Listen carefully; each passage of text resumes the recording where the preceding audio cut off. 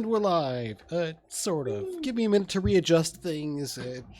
We've been hoping that Christian would be able to join us so far, but he's been stuck in some sort of traffic misadventure.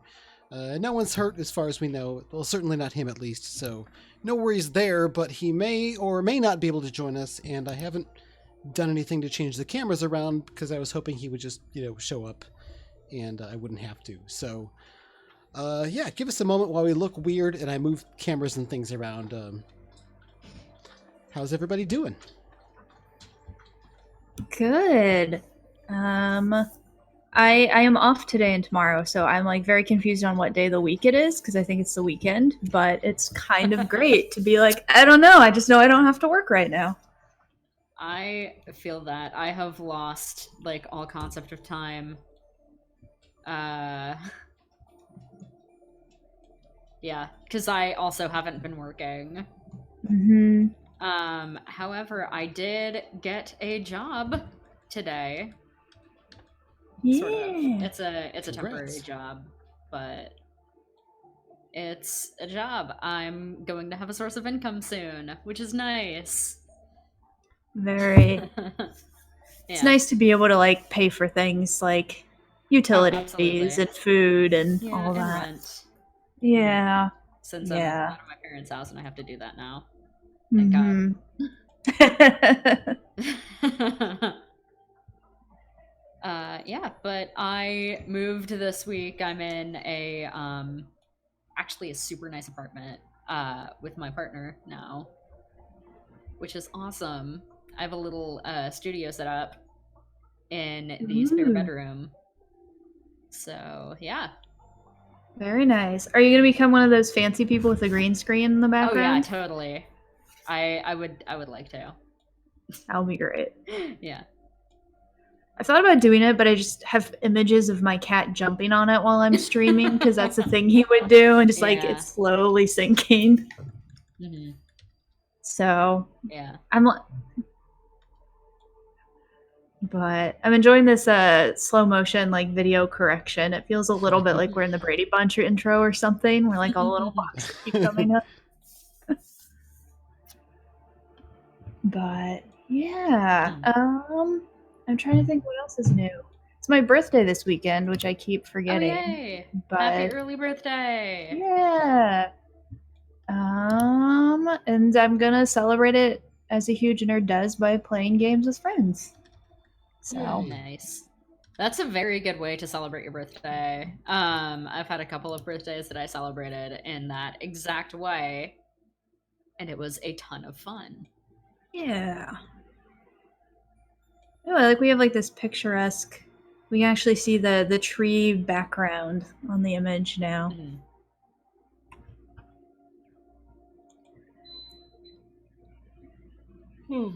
All right, there we go. I think I've got the cameras all rearranged, and hopefully I'll have to stop and do that again because that'll mean Christian showed up and was able to get past the traffic blocking his way. It sounds like he was on a bus and like there was a semi that was sideways blocking the whole road, and he hasn't been able to move for a long time. Mm-hmm. So I'm not sure if he's going to be able to join us or not. He said he was farther away from his house, but he might be able to. He's closer to the zombie Orpheus studio, so he might jump in there and join us. But he might not be able to tonight. So that would be sad, but the show will go on. And yeah, I guess with that, we're all on the air here on camera. Sorry, Cass, go ahead. Oh, I was gonna say, I just imagine Jacob making some new obscure jerky in his home. Like, I mean, once you've made bee jerky, where do you go from there? Wasp jerky? Yeah. I feel like that's the obvious. Giant ants, maybe? Giant ant jerky? Do you ever reach a point where it's cockroach jerky? I certainly hope not. If you go far enough down south, there's probably enough of those. I don't think we have as many of those up north. At least in Wisconsin, we don't have cockroach issues as much as what my mom recalls from living down in like Florida and South Carolina. Mm-hmm. Even if you don't have cockroach issues in Florida, you have cockroach issues there. There's just always roaches everywhere. It's impossible to keep them out of your house. Yeah, I feel like Virginia was like I say that. this having just moved from Florida, and, like, thank God. I'm so glad to be out of there forever. I remember I moved from Virginia up north, and I'm like, yes, no cockroaches. And then they found snakes in our building, and I'm like, that was not what I was expecting. Like Connecticut, but I guess they were cold, so we had a snake pot. We have occasional mice or voles, but then we also have cats, so then we don't. Exactly. I found a ladybug in my apartment today, and I'm very happy to, like, actually have ladybugs again. But I'm also having flashbacks to, like, the house that I lived in Ohio, which got, like, a massive ladybug infestation in the spring, like, every year. There were these Japanese beetles. And they smell horrible. And they look like ladybugs, and my parents would get so many of them. They were just hundreds and hundreds of ladybug-like corpses every year. So, yeah. Yeah. That's the worst. That's the worst, and they smell so bad. Mm-hmm. Yeah, so I'm really hoping that that doesn't happen in this apartment. Yeah. But, yeah. All right, I suppose we should switch the topic to something a bit more Ruralpunk related. Probably. We're kind of stalling a little bit maybe, because, like, maybe Christian will get here, right? But I don't think we can afford to do that the whole evening. But... Maybe Jacob is making some ladybug jerky. There we go. There we go. Bringing it back. With horrible mutated ladybugs. Yeah. Mm-hmm. I imagine they sing until he cooks them. Probably. So, do we want to start with a little bit of a recap of last time? Yeah, I think that's a good idea. We're here for the season finale. Should we do the recap before or after the intro video? That's what I'm trying to decide. We usually edit the YouTube video down to start with when the videos hit. So, I think maybe we want to have the recap for the people on YouTube as well. Yeah, that's what I'm thinking. All right, so let's go with the stinger and intro video, and we'll see you on the other side.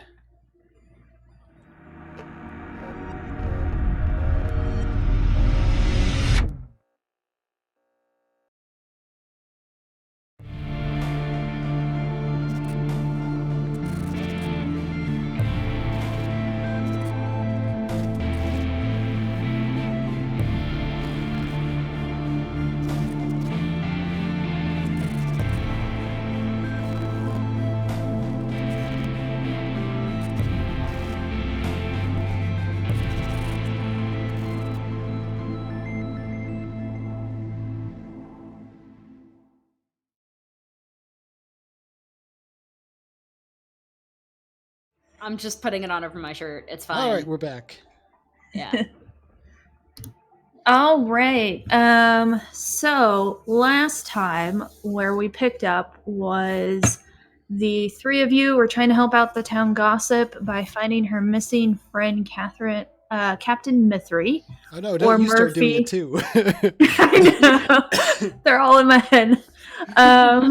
Corporal Murphy. And found that she had gone into and assumed taken hostage by Synthery Tech, the corporation south of town that was doing weird experiments, mutating the wild and AI, and puts brainwashing devices in their employees' heads and all that good stuff.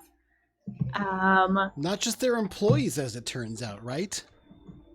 This is true, yeah. Mm-hmm. Well, new employees, onboarding employees. Was Corporal Mithrie an employee of Synthery Tech? I don't think so.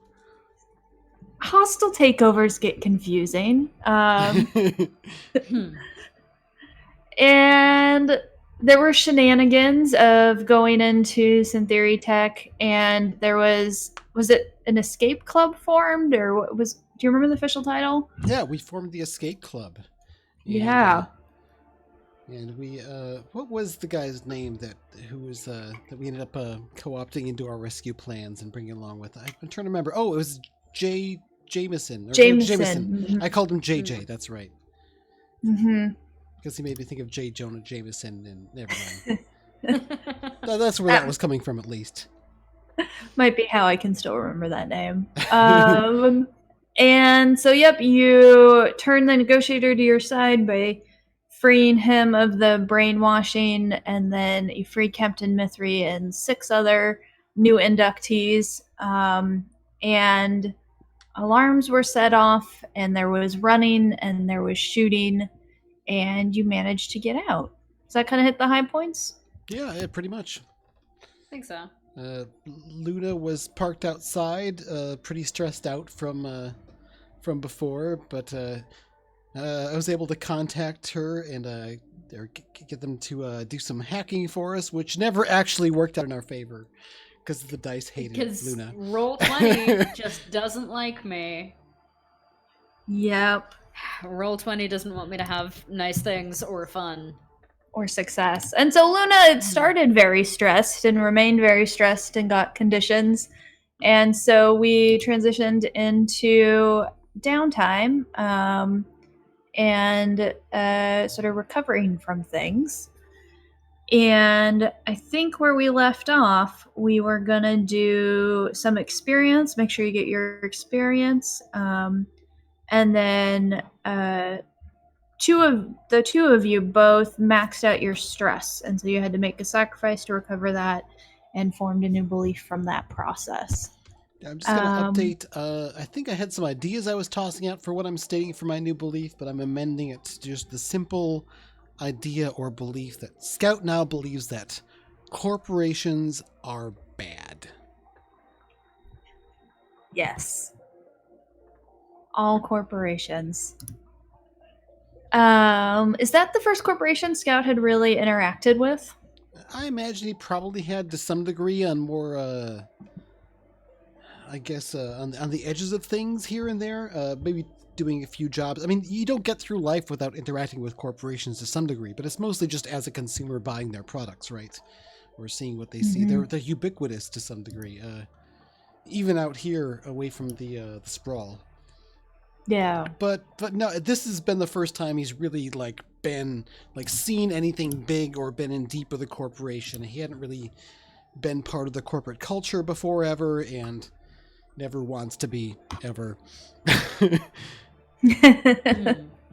they didn't win you over. So yeah, this was a significant deep first impression, as opposed to just otherwise being more peripherally aware of their existence.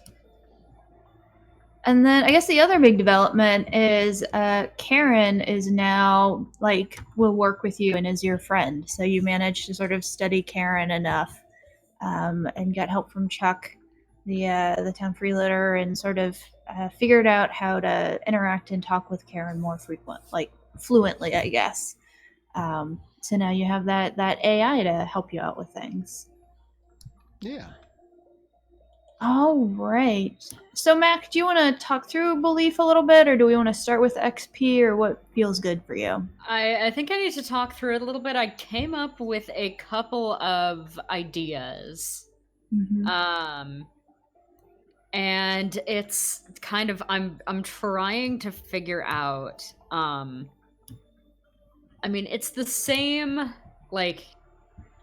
at its core, but it's whether she would believe the positive or the negative version of this.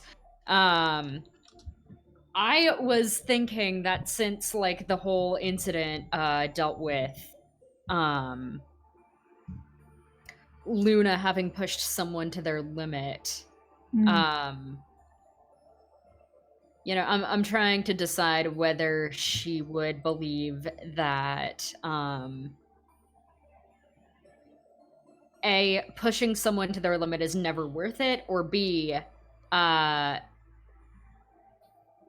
pushing someone to their limit is a good thing, actually.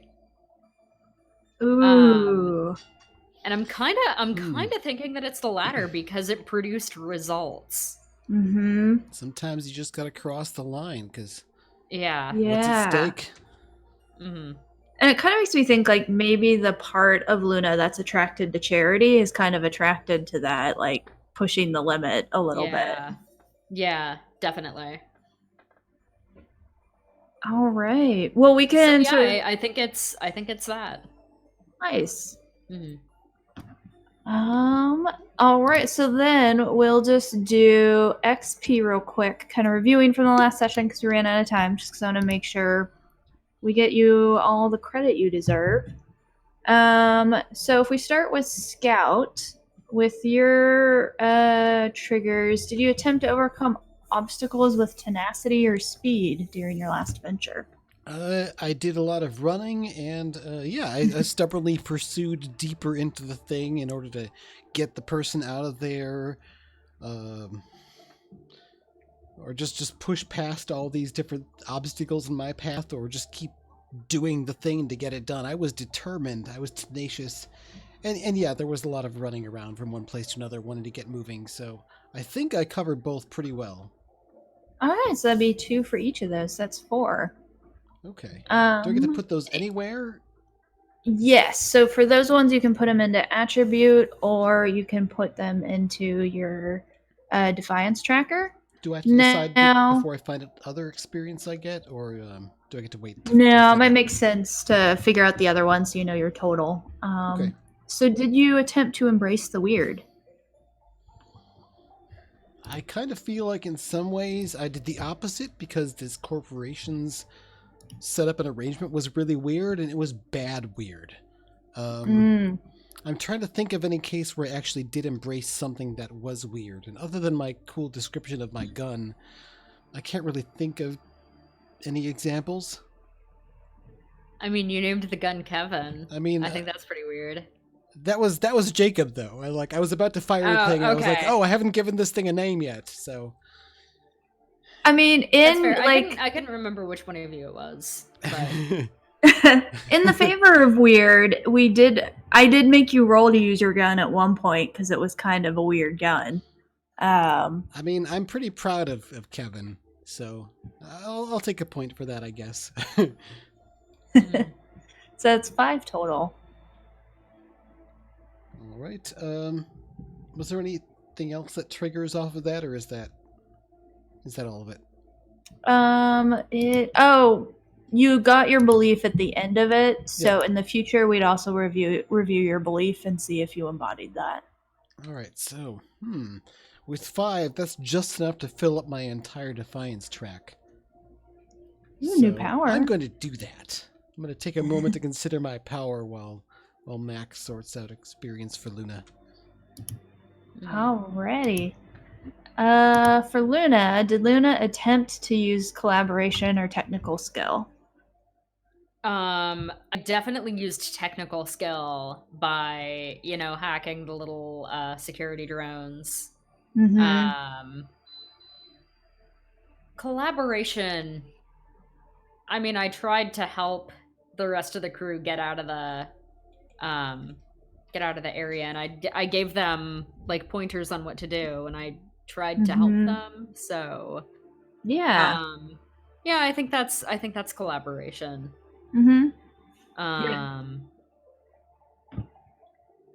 Yeah. I think you did it enough for 2 for each, because that's a lot of what Luna did throughout sort of the venture. Yeah. And then I attempted to befriend a machine. You did. You did. I communicated with a machine. So yeah, I think that's something. Definitely a point for that. All right. Cool. And so you can put it into any attribute, and you can split up the 5 points however you want. Put it in your defiance tracker, kind of whatever. All right. I put them all into ego because I've been wanting to level that up. Get some more points in connect. Yeah. Nice. All right. So, we have sort of finished the downtime actions. I actually have a question before we move on. I've got some extra favors I could spend. Would it be okay if I were to use some of those for the downtime actions, or is there a limit to how many times you can do that? You can do it as many as you want. Okay. If anyone reads the rules, it doesn't say that, but it's supposed to say that. Okay. So I'm not sure if I missed it or not, but I guess I would like to. I've got this inventor ability, and I really want to use it. It's our last session of the season, so I've got an idea of what I want to invent. So I'd like to go through that process if you don't mind. I've got some favors I can afford to burn for it. So excellent. Let me bring it up. Can you describe for everyone a little bit what the inventor ability does? Sure. As far as I understand it, it allows me to invent new things, like new devices or equipment or features or something, and I get to choose some aspects of it, but then the GM also gets to choose some drawbacks. And there's sort of a collaborative process as far as the forming of what this object does in the game. We just kind of get to make it up. It's not something that's already going to be predefined in the books. And I'm not quite clear on how it works mechanically, whether I have to do a long-term project to make it at all, or just to design it and then spend a crafting action, because we haven't really done the crafting thing yet in this game. So that's as far as I understand it. So what I would like to do with Scout is Scout would like to he's been warped by the wild, and he's also seen how the wild has tried to hunt like higher technology and other beings like this Karen that he's gotten to know. And he's had interactions with people who have been touched by the wild as well, such as Jacob with his unnatural abilities or supernatural abilities, whatever they might be, whatever the case. So I think maybe I've been looking for signs and gathering information, trying to find a way to sort of help mask something from the wild's hunger that is technological. So I've got this bike that I've been building for years and building pieces and using a lot of throwback tech so that the wild doesn't eat it, because the wild tends to go after high-tech stuff. I want to invent something that lets me somehow make the wild ignore something high-tech. Ooh, okay. So that kind of answers the first question, because I'll ask what type of creation is it and what does it do. So you want to invent something that sort of masks the high tech from the wild's sort of sense.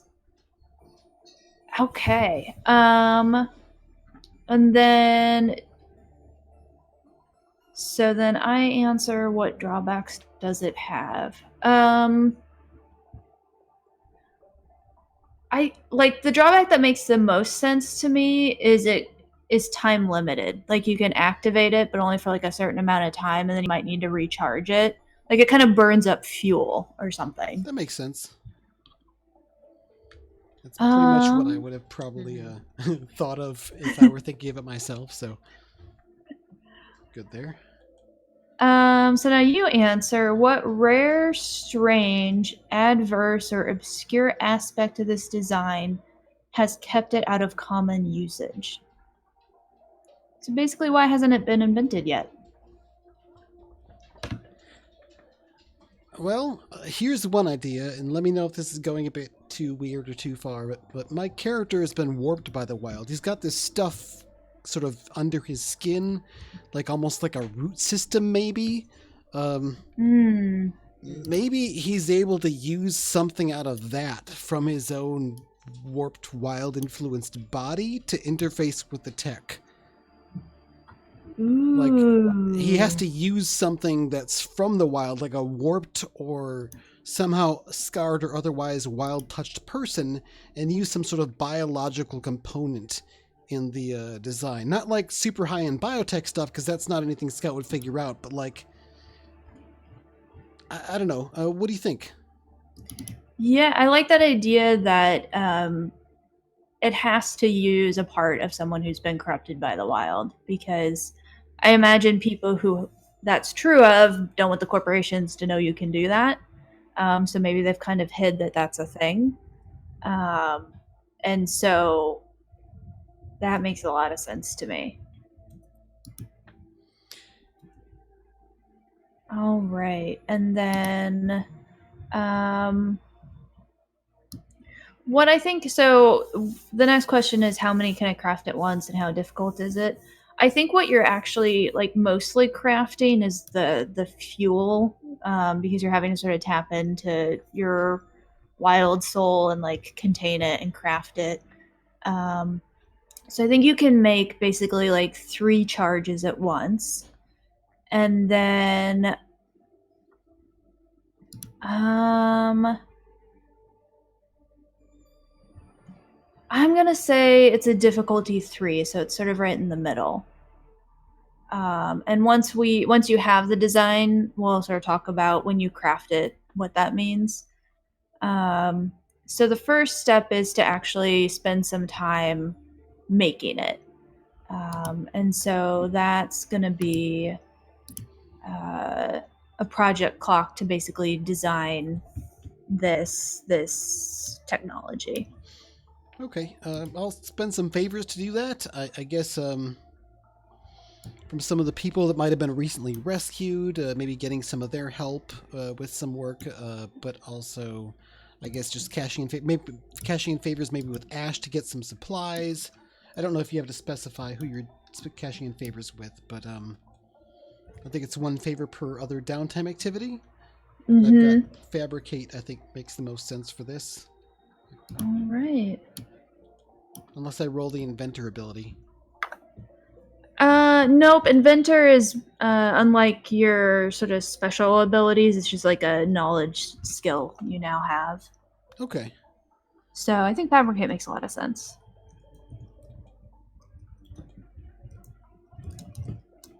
All right, let's see how that goes. I'm going to spend a favor and Fabricate.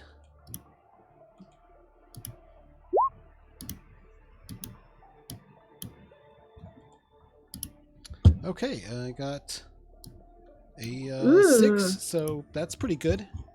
Yeah. Let me get... So you are going to fill 3 of the 4 segments. All right, I'm going to spend another favor to keep working. Should I just make another roll? Mm-hmm.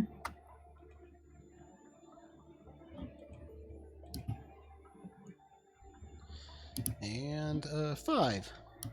All right, so you now have the design for, I just called it the wild cloak, but whatever you want to call it, to create that fuel so you can sort of create that temporary effect. Right.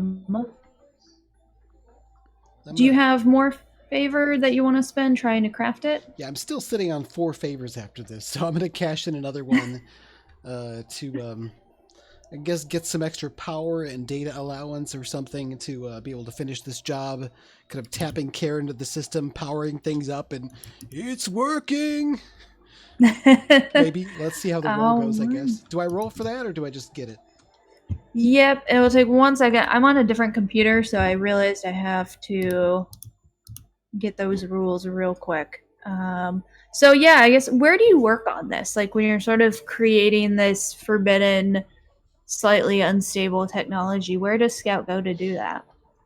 Well, he's got kind of his own little secret lab area where he's been studying Karen, and not too many people know where it is. Chuck's been out there a few times, but it's a little bit different than the normal place that he squats. But I mean, the way Scout lives is he doesn't really have a house that he stays in. He sort of has these different places that are stashed around the area that are camps or squats, or sometimes crashing at on someone's couch.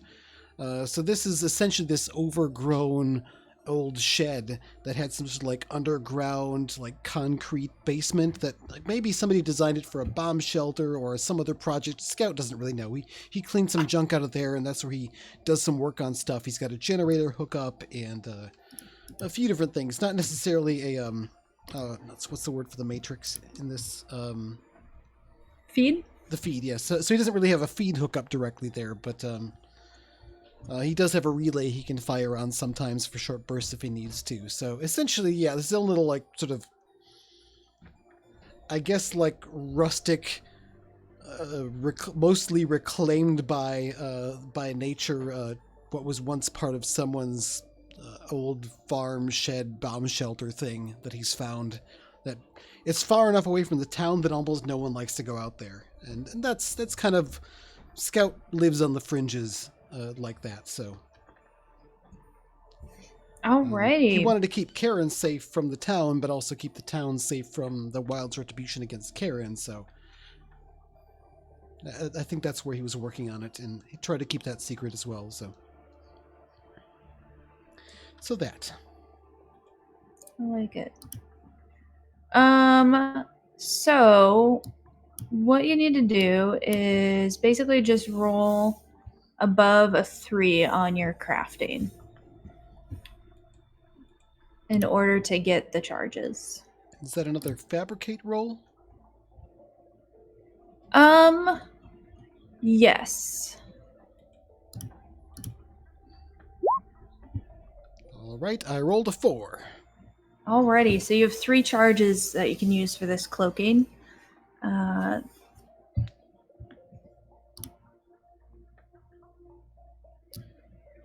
And in terms of time, I imagine it's a limited time, it's a little unstable, so it's sometimes unpredictable when it'll fail.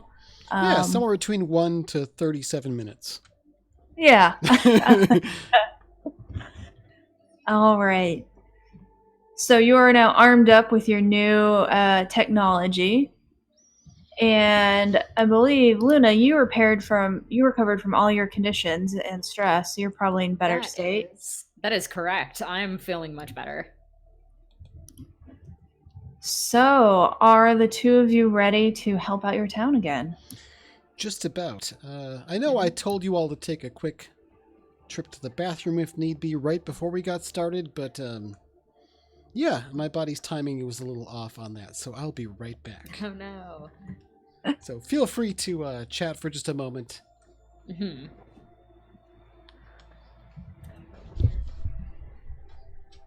So, where does Luna go when they're just kind of killing time in between working and doing things like that? That is a good question. I think that I mean Luna's pretty introverted. So I think that she mostly just spends time, at home by herself. Screwing around with technology or playing video games or whatever. Or possibly at the diner. Mm-hmm. I think that scene at the end of the episode where we had Allie on as a guest, I think that actually takes place like at this point in time right now. Because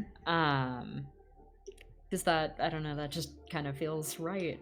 Yeah, because I mean you just had a really rough time, so you're going to get your milkshake and de-stress from all of that. I deserve a milkshake.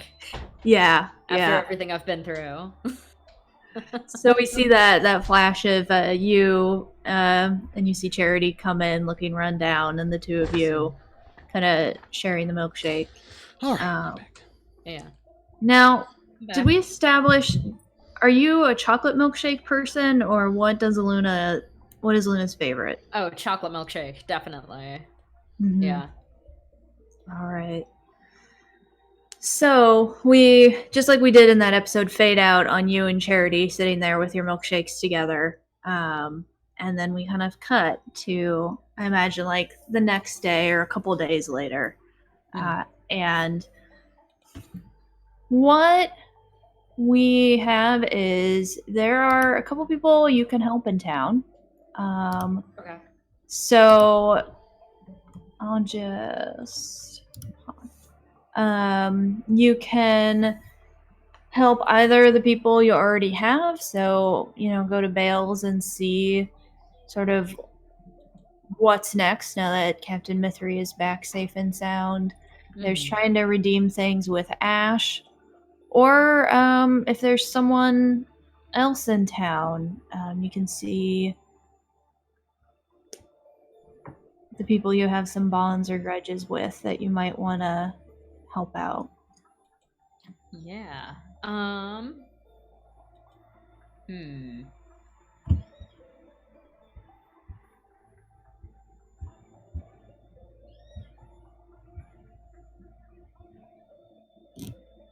trying to figure out what I want to do. Cliff, do you have any ideas as to who you might want to help out? Well, it's helpful to get the two different qualities filled in for each one. I probably used the wrong term for that. We already have 2 with the gossip. That's pretty good. We found out that Bales is welcome in all the wrong places. Maybe you don't want to help them out again right away, or her out again right away. Yeah. I'm kind of thinking maybe we want to add another bond to someone we already have a bond with. We have a bond with the caretaker Ash, which is was the first one we did an operation for, led to the bees. We have a bond with Chuck, and that's from my past, or Scout's past with him. We have a bond with Charity, that's from Luna's past, and I kind of feel like maybe coming back around to doing something for Ash on our season finale might be appropriate. But it also might be fun to get to know Chuck a little better.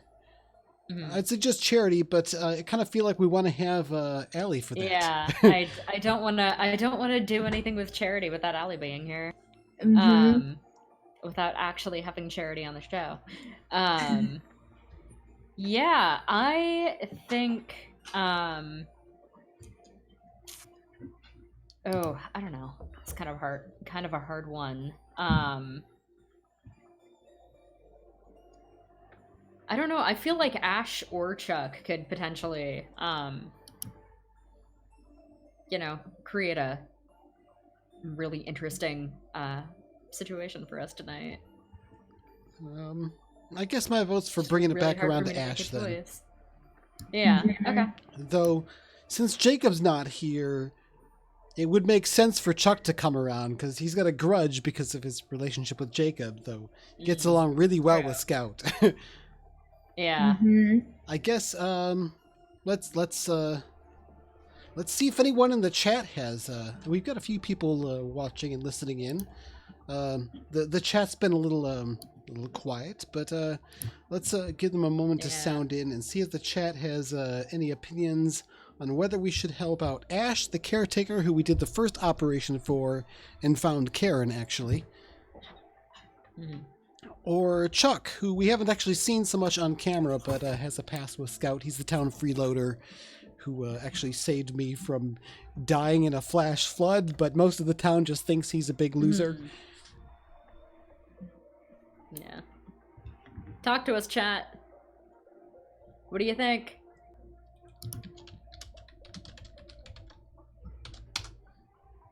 There's a little bit of time delay as well. And who knows? The people who are watching might actually just be. Oh no, we did get a response there. Okay, some people just like to turn on Twitch and like go chat. about their business in their house or whatever and have it on to listen to. So I guess we'll just take our first response. There we go. So we're going with Chuck. All right. Reverend 00 is gets to make the call because they responded.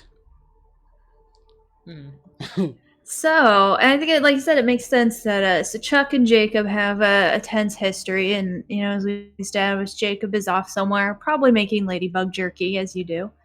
And Chuck was also the one who helped Scout with Karen and sort of figuring out the last bit with Karen. So, I think when we open, it's pretty early in the morning, and so it's still kind of late April by now, so it's a little like chilly still. The sun's just coming up. You can tell that the air is starting to warm up a little bit, and we can see that Chuck is outside of a neighborhood that is called the Jumbo, and it used to be a major neighborhood, but as it kind of fell down and no one lived there, it got turned into almost like a mall in terms of like pop-up shops and people just sort of taking it over and moving in different entertainment and sort of making it this community center. And so the Jumbo itself is pretty quiet right now. Not many people are, up and going to like sing karaoke at the local bar right now. But Chuck is probably waking up from having been thrown out of the local bar the night before. You can see he's sitting on a bench sort of outside the sprawling ruins, and he looks up as you approach, and he kind of smiles at you, Scout, and then you see him look around as if he's kind of looking for Jacob, and then he relaxes, and he says, I was hoping I'd see you again, I think it's, well, and he kind of like looks around again and says, I know that you've been causing some trouble with, and he pauses again and looks over, the 1050s. You're not friends with them, right? What, the 1050s? No, of course not. I've had nothing to do with them. No, we're no friends of the 1050s, not at all. We, actually, I think I'm kind of working towards the opposite of those ends. Luna actually pulled me into some trouble helping out a friend of theirs quite a while back. Charity? They always give Charity's dad a bunch of hassle. I don't know. But I'm not fond of the 1050s, if that's what you're asking. They're no friends of mine. I mean, they're not as bad as the corporations, of course. Like, man, that Drek.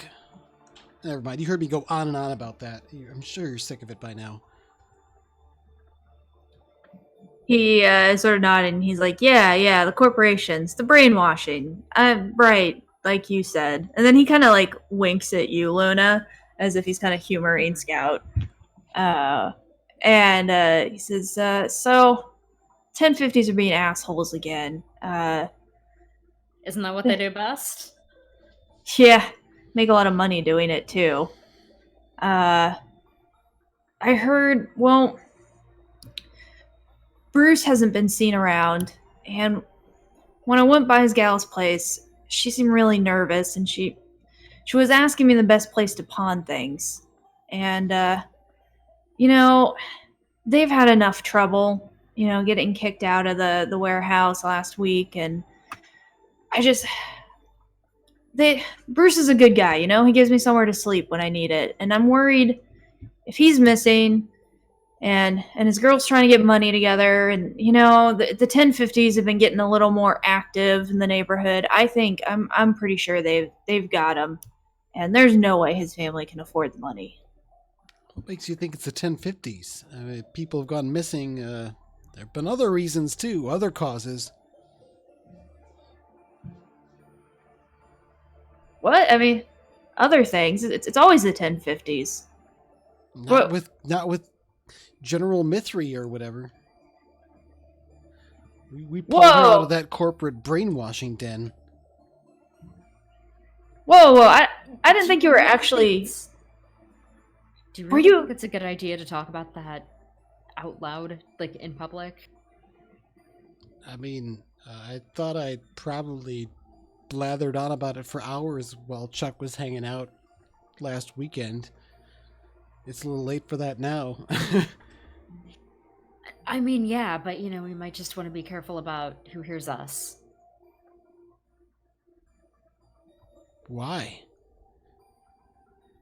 I mean, I don't know. I just don't really want people knowing it was us. You don't think they know it was us? Consequences. I don't know. I think they know it was us. I mean, we walked up and said hello and went in the front door, and well, yeah, Jacob filled out their paperwork, for frag's sake. That is a good point. Chuck's like, Jacob, he's He's always making dumb decisions. This one time, but wait. I thought you were just like talking a good game. I didn't think. Are you working for the military now? What? No, we rescued. What is her rank anyway? Lieutenant Mithri? No, it has to start with a C. It's captain or I think she's a corporal. captain. Yeah, Captain Mithri. We rescued her from the corporation. They were sticking things in people's brains and turning them into fertilizer. It was awful, man. We had to run around. There was shooting and never mind. I never showed you the designs for. We ended up calling it Kevin. I haven't done the repairs on it yet. I'll show you later. But it was crazy. I can't believe they didn't hunt us down and kill us afterwards. They must not have the resources or something. Okay, Scout, my friend. I know you've probably inhaled some fumes, and that might mess with some things you remember. If all that were true, don't you think they would have come for you? I don't know. I'm kind of hard to find. I took off for a little while. I figured they'd be hunting us. Have they been asking around for you, Luna? How? I know I kind of took off for most of a week afterwards, but I figured you'd do the same. I mean, out of character, they haven't. Nobody's been asking for me, right? No. Yeah. I think they're afraid no. that people are going to find out what we said, and if they do something to us, that legitimizes it. So, I mean, I haven't exactly been writing articles for the newspaper or blogging about it or whatever. But maybe they think if they leave us alone, we won't cause any trouble. I don't know. Maybe they think if we, walk around telling these stories that, people will just dismiss it as, crazy rumors from crazy small town people sticking their noses into, I don't know, making up things to explain what they don't know about. Something like that. I don't know. Chuck is nodding very strongly. He's like, yeah. I mean, because it sounds crazy. I've been around here, and I've seen the weird shit. I've seen the mutated things and the weird flashing lights down in the swamp. I know there's weird stuff, but turning people into fertilizer, that sounds like one of those city vid shows where it's ooh, they're turning people into fertilizer. I'm telling you, man, just don't go near Centauri Tech. They're bad news. Actually, just stay away from all the corporations. You never know what they're doing. Okay. Well, here's the thing. What I really need to know is, it's military's fault that the 1050s are getting all agitated because things are pretty calm the way they were, and now military's throwing their weight around. But I don't care. People are gonna do what they're gonna do. I just want to get Bruce back. He's a good dude, and well, it's not like I'm gonna intimidate anyone. He kind of looks down, and he's a very scrawny, too skinny guy. His black t-shirt is kind of baggy on him. And he kind of looks at Scout, and he's like, I wouldn't have called you intimidating, but you got some weird stuff, and crazy can be intimidating to people. So maybe you'll just scare the 1050s. I don't know, but man, I just can't figure out why Jacob doesn't like you. It's complicated. Sometimes he likes me. I don't like him is the problem. He doesn't like that I don't. It's complicated. And he looks over at you, Luna. He's like, complicated. You know how complicated relationships get in this town.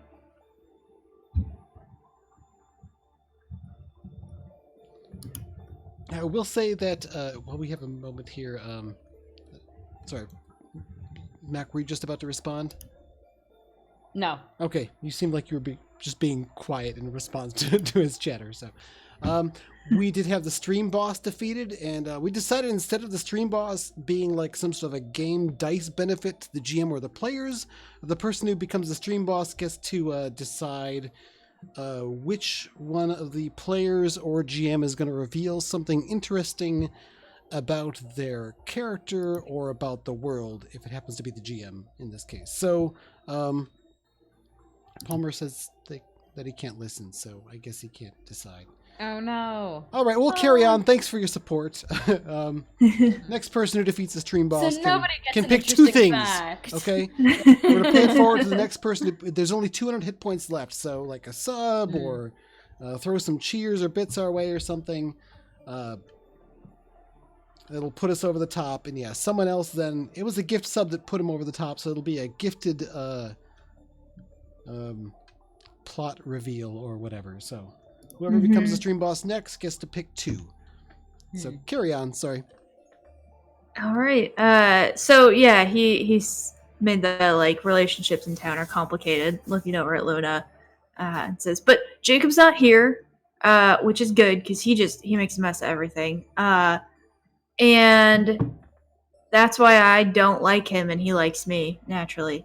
Now, he starts like."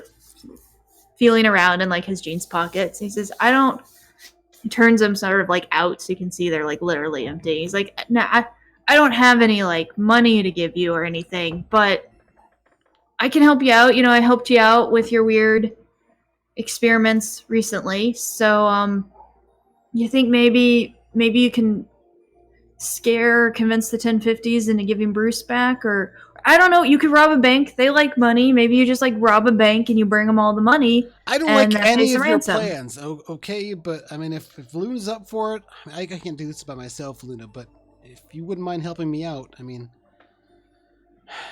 I wouldn't mind getting Bruce out from under the 1050s, and what do you say?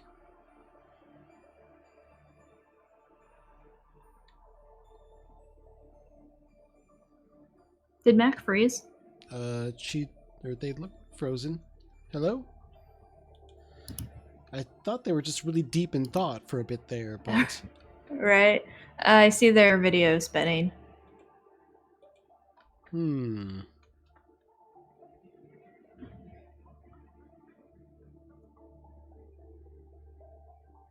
Mac? Are you there? Hello? I don't think they are. I see typing. They're trying to type something, so we'll see. Okay, so video is going to look a little funky because I'm bringing up the window so we can see the chat. Okay, discard, crapped out on Mac. We're going to go with our break a bit early tonight, but, well, we've got some time to kill, so we'll be back in a few. Yeah.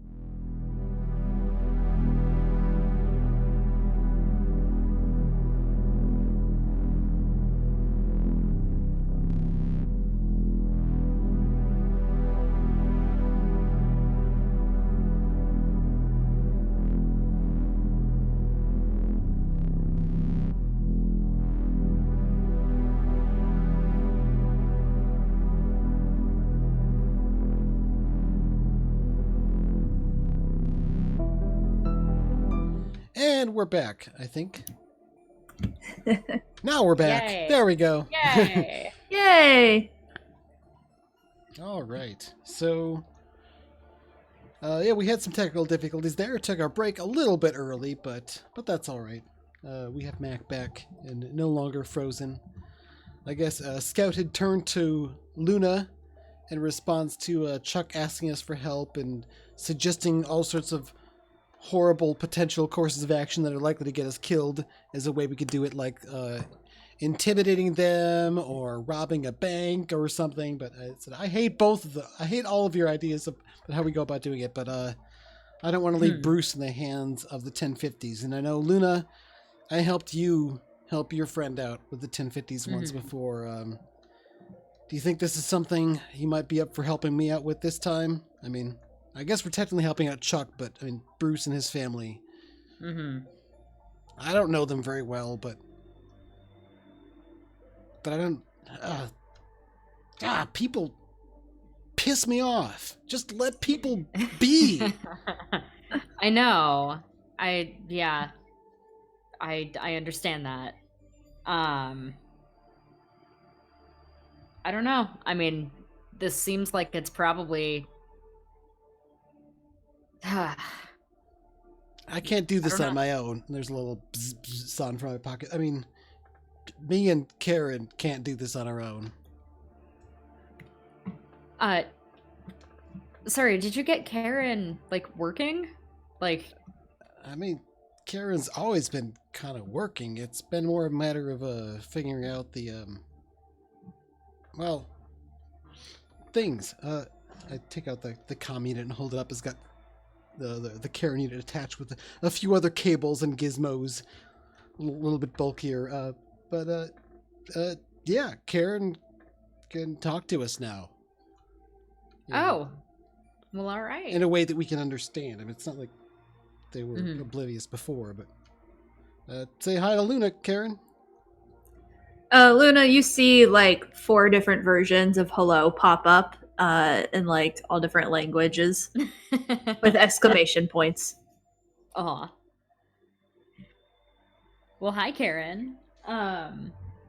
Yeah, that's pretty cool, but yeah, it's a bad idea for one person to go up against the 1050s. It's probably a bad idea for 2 people to go up against them too. We did help Captain Mithri out of a bind before. I know the military's got no love for him. Maybe we can put some real pressure on them for a change. Make them feel sick of letting people get away with this stuff. You gotta stand up to them sometimes, you know? Yeah, I know. But they... I mean... And then they just escalate and then they're shooting and... Chuck's like nodding at this point. He's like, yeah, and then there's like, we'll be like our own war and our militia and we'll like take back our town. It'll be... I don't think that's a smart idea. I mean, if we had more time to plan it, you know, strategically, it might be good, but I don't think that's the best idea right now. Maybe we, I don't know, how else are we going to get them back, try to go up against them forcefully, a lot of people are going to get hurt. What else can we do? We can't just keep rolling over for these people. I know. I mean, you're right. But you're more important? Absolutely right about that. Make it a point or getting Bruce back to his family? Well, right now, getting Bruce back to his family is the most important thing. Maybe if we want to make a point, you know, we can think about how to do that in a smarter way later. I like that. What if we go to the 1050s, say, hey, we're here to get Bruce out. What do you need? We've helped before. You know we can hook you up. And then look for some way we can screw him over. I mean, in a way that doesn't endanger Bruce. I mean, them revealing what they want, that might even give us some clue, right? We can take the long view on this. Yeah, maybe.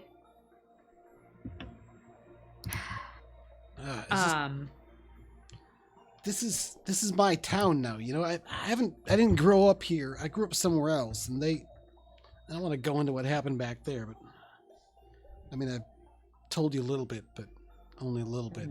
But this, after what happened with Synthery Tech, I left. I was gonna just go and never look back again, but I realized you gotta put down some roots somewhere, and you and Jacob and look over at Chuck, some other people around town maybe. I mean, they're worth putting roots down for. I mean, no, don't think I'm doing anything silly like I know you and Charity, and I'm not really. Never mind. I'm just saying you're more than my friends. It's something like my I don't know about family, because I don't want what happened to my family to happen to you, so I don't want to jinx that. But I understand. I've got a stake here, and I want to make it better, because things right now, they're just gonna chew up the people in this town. They're gonna use them for this or that, whether it's money for kidnapping or getting them in the military experiments or putting stuff in their head to make them Synthery Tech model citizens. It's just not right. We got to do stuff about it, but you're right. We've got to be smart. Yeah, this is something that takes a ton of planning. You know, more than just a night of planning. And we need more people on our side if we're really going to make a difference. So, we play the 1050s game and get Bruce out? We play their game and we learn what they want and how they operate and how they think. Chuck's and like, we get Bruce out, and we use that to our advantage later. Chuck's listening. He's like, oh, that's a really clever plan. Or I planned a bank robbery in not even a full night once. No. Chuck, no. We're not going to do that. I don't want to rob a bank. I'm just saying, if your super smart plan doesn't work with all your, like, super spy, undercover, learning to read their minds or, you know, whatever, I'll be your backup plan. Read their minds. Okay, sorry. All right, so thanks. We just need to know what they want then. That's the detail we'll have to figure out. All right, Chuck. Well, yeah, we'll do what we can for Bruce. No promises, but if the 1050s have him, we should be able to get him back. We've done it before. Sort of. All right. Now, don't tell anyone about this. I don't care if the 1050s are brainwashing people and turning them into fertilizer. No, that's you just don't talk about it. Sure it is. Theory Tech is brainwashing people and turning them to fertilizer. The 1050s are kidnapping people for blackmail or extortion. Extortion, I think. Right. Or is it blackmail? Just don't tell anyone anything. That's a good plan. Okay. Who's going to listen to me anyway, besides Luna or maybe Jacob? That's true. He kind of like sits back Jacob. down and sort of hunches over to like go back to sleep.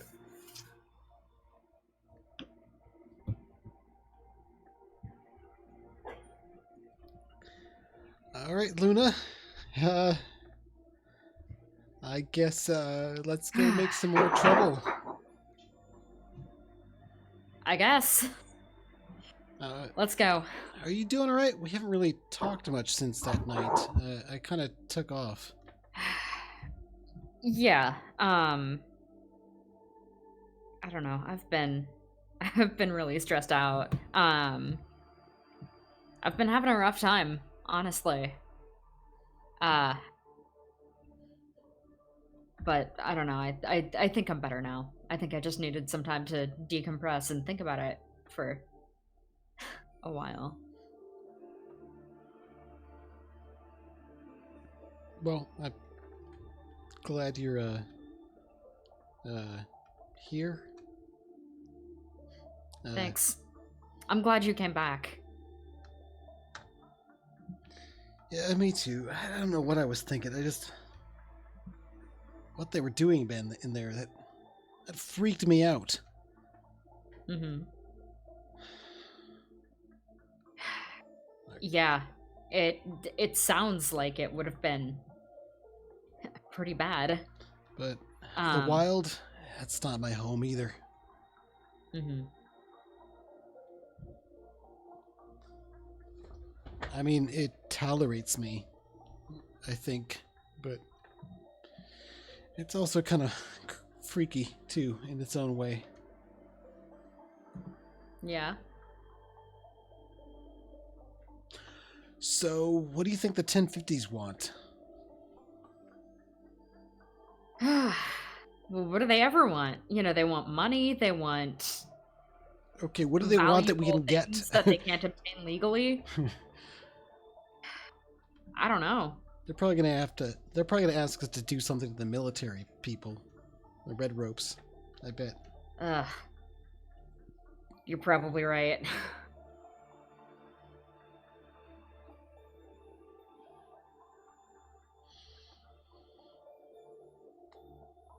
Alright, well I guess All right. we'll go for a ride. Do we do any sort of like metagame planning at this stage, or I guess so. I think there's like two ways we can do this, which is if the focus is on kind of like manipulating the 1050s and finding out what they want, we would make that the venture and do kind of like the engagement role and planning at that point.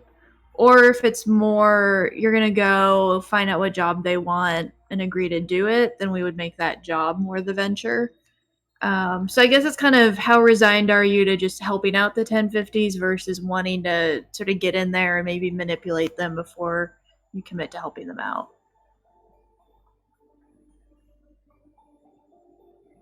what do you think, Mac? I'm sorry, I completely missed what you just said. So there's kind of two ways this can go. One is you two are just resign that you're going to do whatever the 1050s want, and we'll make that the focus of the venture so that you can get Bruce back. Or the focus of the venture can be trying to manipulate the 1050s. So maybe you're not going to agree to do what they want. You want to go in and find out what they want, maybe try and get Bruce back. And then dealing with the 1050s would be the focus of everything. I think I want to try to manipulate them. Honestly, because I really don't want to just do whatever they want. Yeah, we're gonna find out what they want, and then find out how we can get Bruce out of there and still not let them get what they want. Maybe, I don't know. So maybe deception is what we're going with. I like it. So Yeah. what we're gonna do is go through just kind of the setting the stage questions. Just gonna drop the rule link in there. So this is where we alternate. Players ask me a question and then I ask you a question. And so it'll be 2 GM questions, 2 player questions. So you two can pick from the list of player questions what you want to ask me. And then we'll kind of alternate it with me asking the GM questions. Well, for my question, I'd like to know, what is the unseen threat? I think we know what the seen threats are. You know, lots of gang members with guns, right? But what is the unseen threat? The unseen threat, and I think I think how you kind of know this is Luna has a friend in the Moonshiners. And so maybe like sort of as you're going through town, checking in with them, going to the Moonshiner barbecue, you start to suspect that the Moonshiners might have something to do with the conflict between the 1050s and the military. So they might be kind of involved trying to make things as bad as possible. Yeah, that makes sense. Damn. I guess my first question for the two of you, what potential danger worries you the most? Getting killed? Getting a whole bunch of people in town killed? I mean... Getting people killed. Us included, also Bruce and other people, I think. Mm-hmm. Getting people killed. So, yeah, does that make sense? Or are we supposed to pick a faction? Nope, I think that can work. So it's that danger of it sort of spilling out of, like, having a conversation and it spills out and people are now in danger. Kind of that idea of it, towards you or towards town or Bruce, but you sort of lose control of the violence. There's a very high potential for a lot of lethality in this situation. Mm-hmm. And I don't like that at all. All right, and then Mac, what's your player question? My player question, I'm kind of stuck between two. What detail of the threat's operation is often overlooked? Or who is an unseen ally?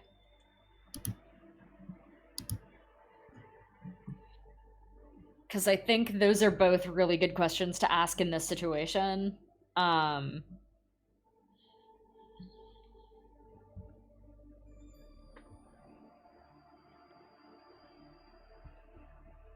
don't know. I'm not really expecting there to be unseen allies in this situation, unfortunately.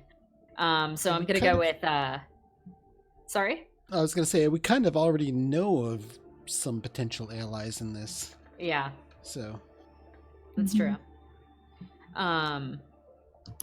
Okay, so what detail of the threat's operation is often overlooked? What is often overlooked is people focus on... Now, you're wanting to know about the 1050s threat for this question, right? Yeah. People often focus on the fact that the 1050s are very violent and they threaten people and they're very scary. And they sort of miss that they have a lot of sort of like a network of connections. They kind of have a person in every faction in every place.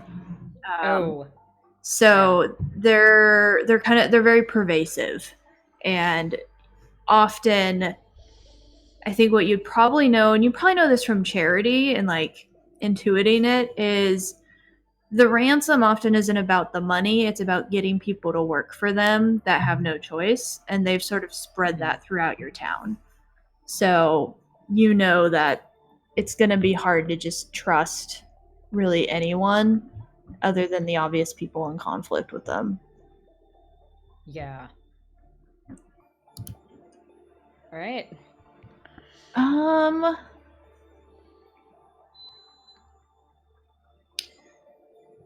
Which of your contacts could be hurt by this venture?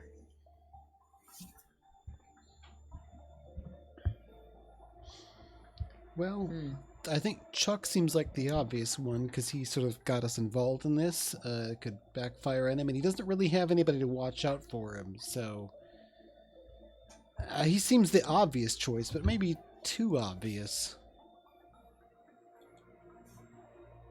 What about if we picked Charity? Because she's had dealings with them, and we sort of were known to help her out when she had trouble with the 1050s before. If things backfire on this, they might lead back to Charity and her father. Mm-hmm. Yeah, that's what I'm thinking. All right. So we have a good idea of sort of the stakes and everything going into this. So I know you two were talking. Did you land on a plan type? I think we landed on deception, didn't we?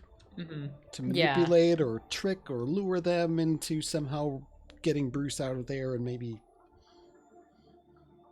having some unpleasant consequence or reduction of power, or at least not getting something good out of messing with Bruce. Mm-hmm. Okay. And this might be an obvious question, but just to go with it, what's your method of deception? How are you trying to trick them? We're trying to figure out what they want and find a way around giving it to them. I guess. Yeah, like That's a very not concise answer. we're gonna pretend that we're working for them. So we find out what they want. We're going to seem to go after what they want. But we're going to look for opportunities in getting what they want to thwart them and get Bruce out without actually doing what they want. Hopefully, with the end result of it being them actually thinking that we did what they wanted us to do. Okay. Yeah. Is that specific enough, albeit still fairly vague?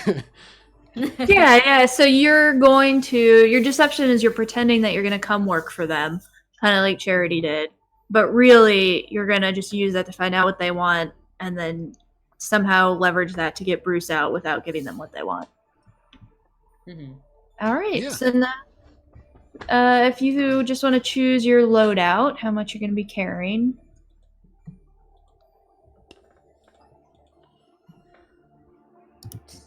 I'm going to go with heavy on this. I'm going to go heavy on this one.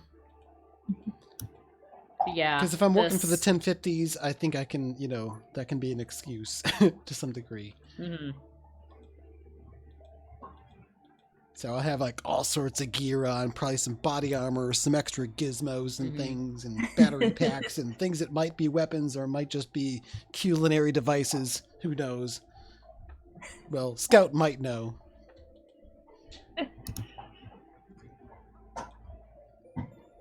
All right.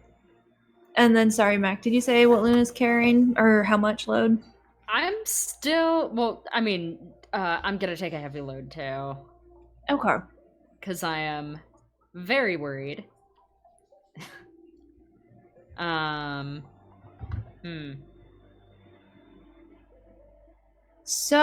we're going to look at the engagement roll. And the first step is looking at your support, how much support you have. So that's comparing bonds to grudges. And I was just calculating, you're actually even because you have the Red Ropes have one grudge against you as a faction. So you start with just one die for luck. You have an equal sort of neutral level of support, so you don't lose or gain extra for that. The next question is if you have more favors than tension. So and I'll glance at Jacob's sheet. Jacob has 1 favor. How many favors do each of you have? I'm still sitting on 4. I have 1 favor. 1, 2, and then how many does Scout have? 4. Okay. You have exactly 1 more favor than tension. So now you're at 2 dice. Yeah. Next one is conviction. Does this plan advance your ideals or rebellion or go against your ideals or rebellion? I think it's in line with them, actually. Sustainability? Yeah, it's not sustainable to have gang members capturing people for ransom all the time. Yeah. Sustainability is our group thing, right? Like our group. Is that what you're referring to? Rebellion. So it's the team one and the which I think you had compassion or common humanity. Oh, that's right. And then also your individual ones as characters. So basically, is what you're doing go together with sort of your ethics, or does it go against them, or neither? It's definitely in line with my individual one, which is equity. We want the 1050s to quit basically stomping on, the people in town and get rid of their, their hold on people. Yeah. Because that is certainly not equitable. The team one of common humanity, they're objectifying people, using them against their will. That seems to be taking their agency away.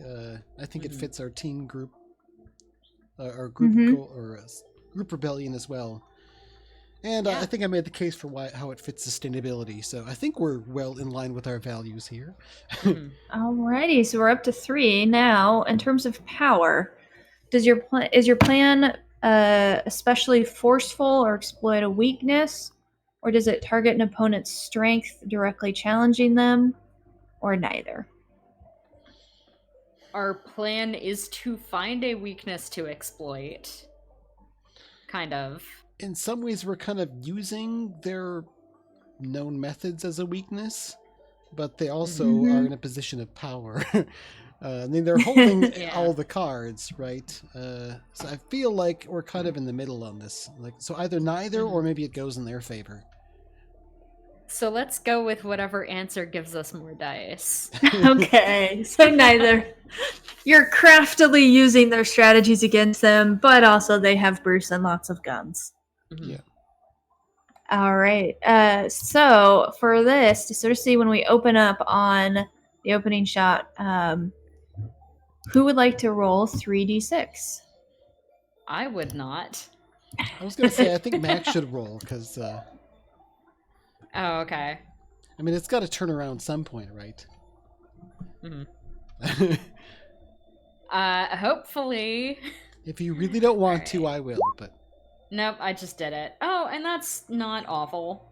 Yeah, you got that's a 5. a 3, a 2, and a 5. All right, so you are going to start in a risky situation, and a threat will take charge if you don't respond. So I think when the shot opens, it's the familiar sight of the Golden Lake Estates. We've seen it a couple times. The mansions that were once very large and sprawling and beautiful are now broken down. And you're in front of the same house that we saw when Charity was approaching them. And it's sort of the sunken-in porch, the sunken-in roof. And I think we're going to skip to you see the camera sort of zoom in. So the last time we never saw what was inside because Charity just disappeared inside. So we sort of zoom in and we see 2 very ratty couches facing each other.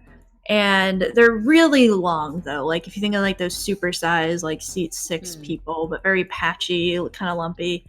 And we can see the 2 of you sitting in the middle of it, just the 2 of you. And then we see a very petite woman in the couch across from you, sort of crouching, leaning forward a little bit, her forearms braced against her legs.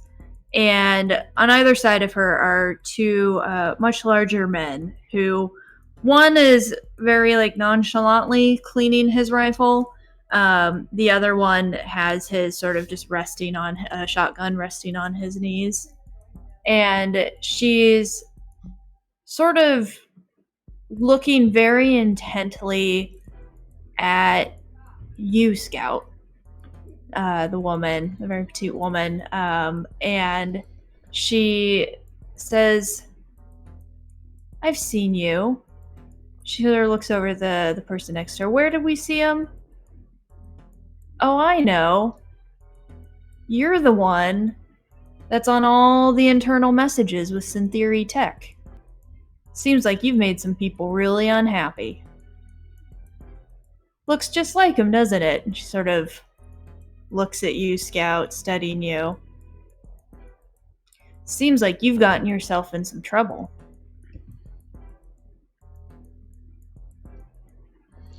If you say so, you might say I was getting some other people out of some trouble.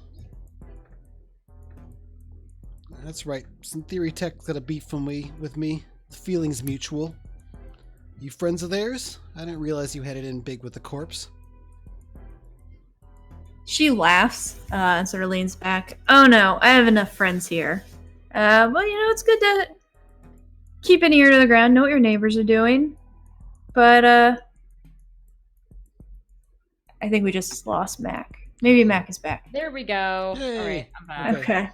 I have no idea why my internet is doing this. So the woman Scout says, actually, we're not, big fans of our friends down south. They're taking up a lot of land. They're sort of making things more tense around here. They're making people disappear. That's kind of our business. Maybe you want to help us out. Make them feel more unwelcome in our town. Look over at Luna. Can I ask, out of character, which friends down south are they referring to? Synthery Tech. Okay. Mm-hmm. Whew. Yeah. That's a vital piece of information for me to have missed because Discord didn't want to cooperate with me. Yeah, I'm not sure if you missed as well. She was sort of bringing up that Synthery Tech has my face all over their internal memos, and maybe that's a problem. And I was like, yeah, I pissed them off. I don't like them either. What's it to you? You in with them? So that was sort of my rebuttal to that. Mm-hmm. Yeah. Well, I mean, you want us to take out Synthery Tech. You want us to hit them. How do you actually expect that we will do that in a way that doesn't get us, killed or captured? We're two people against a sizable corporation. I'm not sure exactly what you had in mind, but if my face is all over their internal memos, I'm not going to be able to just walk in there again like I did before. Mm-hmm. But I think we're open to the possibility of taking them down a peg. She sighs and kind of just holds her temples for a moment. She shakes her head, very exaggerated, kind of theatrical, and says, "A little girl, you've been spending too much time with Charity. You don't just go blow people up or go, punch them in the face. When you're dealing at this level, you need to be a little more finesse. What we need is annoying group 1 and annoying group 2 to take each other out. Now, here's the thing. Do you know who annoying group number 2 is? I don't know. Is it the military? Exactly. What we just need is they're already, having their little fights, their little spats. We need someone to just blow that up a little bigger. We need someone to make it look like Synthery's getting bold and they're starting to go after the military more openly. Publicly. Something the military can't ignore. Well, I mean, I look over at Scout. It wouldn't be hard to do. It doesn't seem like it needs that much more of a push from what I've seen. It would barely even require any effort. Just publicize the fact that, they took... I don't know, maybe it required some effort. I mean, a little bit, yeah, but... You'd think after what they did before, it didn't elicit a response. But yeah, I think maybe the right push might just be enough. I think this is something we might be able to do for you. What do you think, Luna? I think I've got some ideas. It sounds like you do. Mm-hmm. I think that we can definitely work something out along these lines. All right, well, we'll keep your friend Bruce very comfortable here. We're very hospitable. Look at that big pool we have. And she kind of jerks her thumb back and you can see the lake sort of out in the picture. We won't let him swim too deep, keep him in the nice shallow end. And you take care of that problem of those overzealous militia and that corporation who's getting a little invasive. And we'll let Bruce go on home. everyone's happy.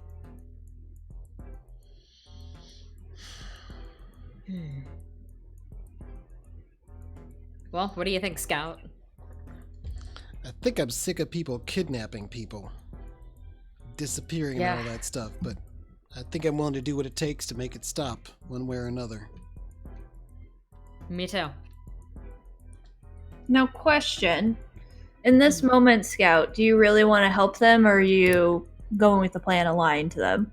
Oh, yeah, Scout's totally disingenuous as far as actually wanting to help them. He's thinking right now about, like, I could talk to this. He's, like, scheming right now, like, how he's gonna work an angle or whatever. He's not really, like, he's barely containing his hostility for the people he's visiting here. Let's see how well you trick her. Oh no, I don't have any dots in that. Do you think you might be able to spare a stress and help me out there, Luna? Yeah. Considering I have no stress at the moment, I would love to. Thank you. Okay, then I get one die instead of, like, rolling 2 dice and picking the worst. Let's see, is there any other way to get a die as well, or am I just, is that the best I can do? If you have a way to sell out, like sell out your ideals or sell out what you care about. No, I don't think so. I think I'm feeling like the opposite of selling out in the moment. So let's see how this goes.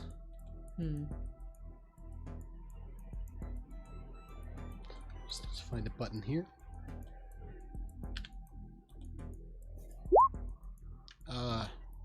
A 1. Okay, I don't like that result, so I'm going to take the guilty ego condition. All right. I really want to succeed at tricking them on this. I think this makes sense, You're rolling right? like me today. So, yeah, I'm going to kind of go all in with this and take the condition. All 3 out right. of 4 now. I think you're deep in thought, and she's heard that you're kind of a little weird and a little bit of inventor, so she kind of just assumes you're like hatching some overly elaborate plan right now. And she's mostly focused on Luna because she knows that Luna spends time with Charity, and is kind of just making sure that Luna doesn't make any like rebellious moves or anything. Okay. Yep, and I'm feeling just kind of guilty and sick into myself by, like, just doing the dealings here already. Like, even though I'm planning on tricking them, I've stepped in farther than I want to, and I just feel gross from, like, even appearing like I'm working for these people. She stands up and she says, "All right, since this is our first official friendly conversation together, here's the terms. You've got a day. If you can't get it done in a day, we'll find someone who can. There's always motivated people in this town. And when you're done, you come back here. You ask for me. Name's Cello. And I'll return our lovely guest, Bruce, to his lovely family. And if you don't come back in a day, Bruce is going to go for a really, really long swim in our beautiful pool out there. Understand?" Yeah. All right. And she kind of like claps her hands. Well, you have some planning to do. We'll see you soon. Or not. Oh, you'll see us soon. All right. Is that a good place to cut?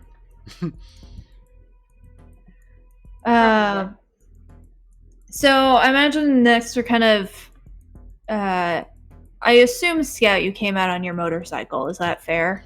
Yep. So maybe we cut back to the two of you out by the motorcycle, kind of outside the house. And you can tell that people in the house are keeping an eye on you, but they're not coming out. You can just kind of see shadows moving at the windows. What would you like to do? I hate those people. Probably shouldn't say that while we're still in their territory. Let's get away from them a little bit first. Sort of glare back at the house and then get on my bike. Start it up. Sort of putter away on the electric engine to go for a little while, then kick it over to the internal combustion with a little bit of roar and speed up. So where do you think we should start? That's a good question. We're gonna have to come up with a plan. I don't know. I guess we can talk about it at my place or whatever. All right, I'll head there. All right. So we kind of do another like hard cut, Luna, to your place, and the two of you. And remind us, what does your place look like? I think this is the first time that it's like actually been on screen. It is just like a little, shoebox apartment. Not terribly big, or fancy. It's probably like a really old building. There's like an old, like hand-me-down couch in the living room. Yeah. All right. Not terribly well decorated or anything. So it's almost like a mirror opening where it's the two of you on the couch kind of sitting there. And I think we very dramatically like pan up to a clock showing that it's about 10 a.m. So you have till tomorrow morning to report back to the 1050s in Cello. Okay. All right. Scout, can I get you some coffee or anything? Oh, yeah, coffee's good. Okay. I mean, obviously it's like soy calf. I can't afford real coffee, but yeah. Yeah, I'll go and I'll make that for you. So I go into the kitchen and I start making soy calf for both of us. Yeah, out in the room, Scout's sort of digging through his pack and taking out various different doohickeys and hooking up some wires to different things. Yeah. So, what do you think we should do? I kind of yell from the other room. I'm not really sure. I mean, we got some info on what they were doing, and we rescued Corporal Mithri out of there, so I think maybe she kind of owes us. We can talk to her and see if she has any ideas. Maybe just let her in on what's going on and see if we can't get maybe the military, the Red Ropes, to actually work with us on this. Yeah. Or at least just idea. her. That's a good idea. I don't really think it'd be nice if we get like both of those factions to work together to do something and then on the 1050s, but I don't think we can trust Syntheria Tech to do anything. Yeah, I was gonna say, do you really want to work with Syntheria Tech? No, I don't. Because I don't trust them at all. And they're the only people around here I like less than the 1050s. Yeah. Yeah. I mean, I obviously didn't see what you saw in there. But that's not something that I want to deal with. I don't want to mess with those people.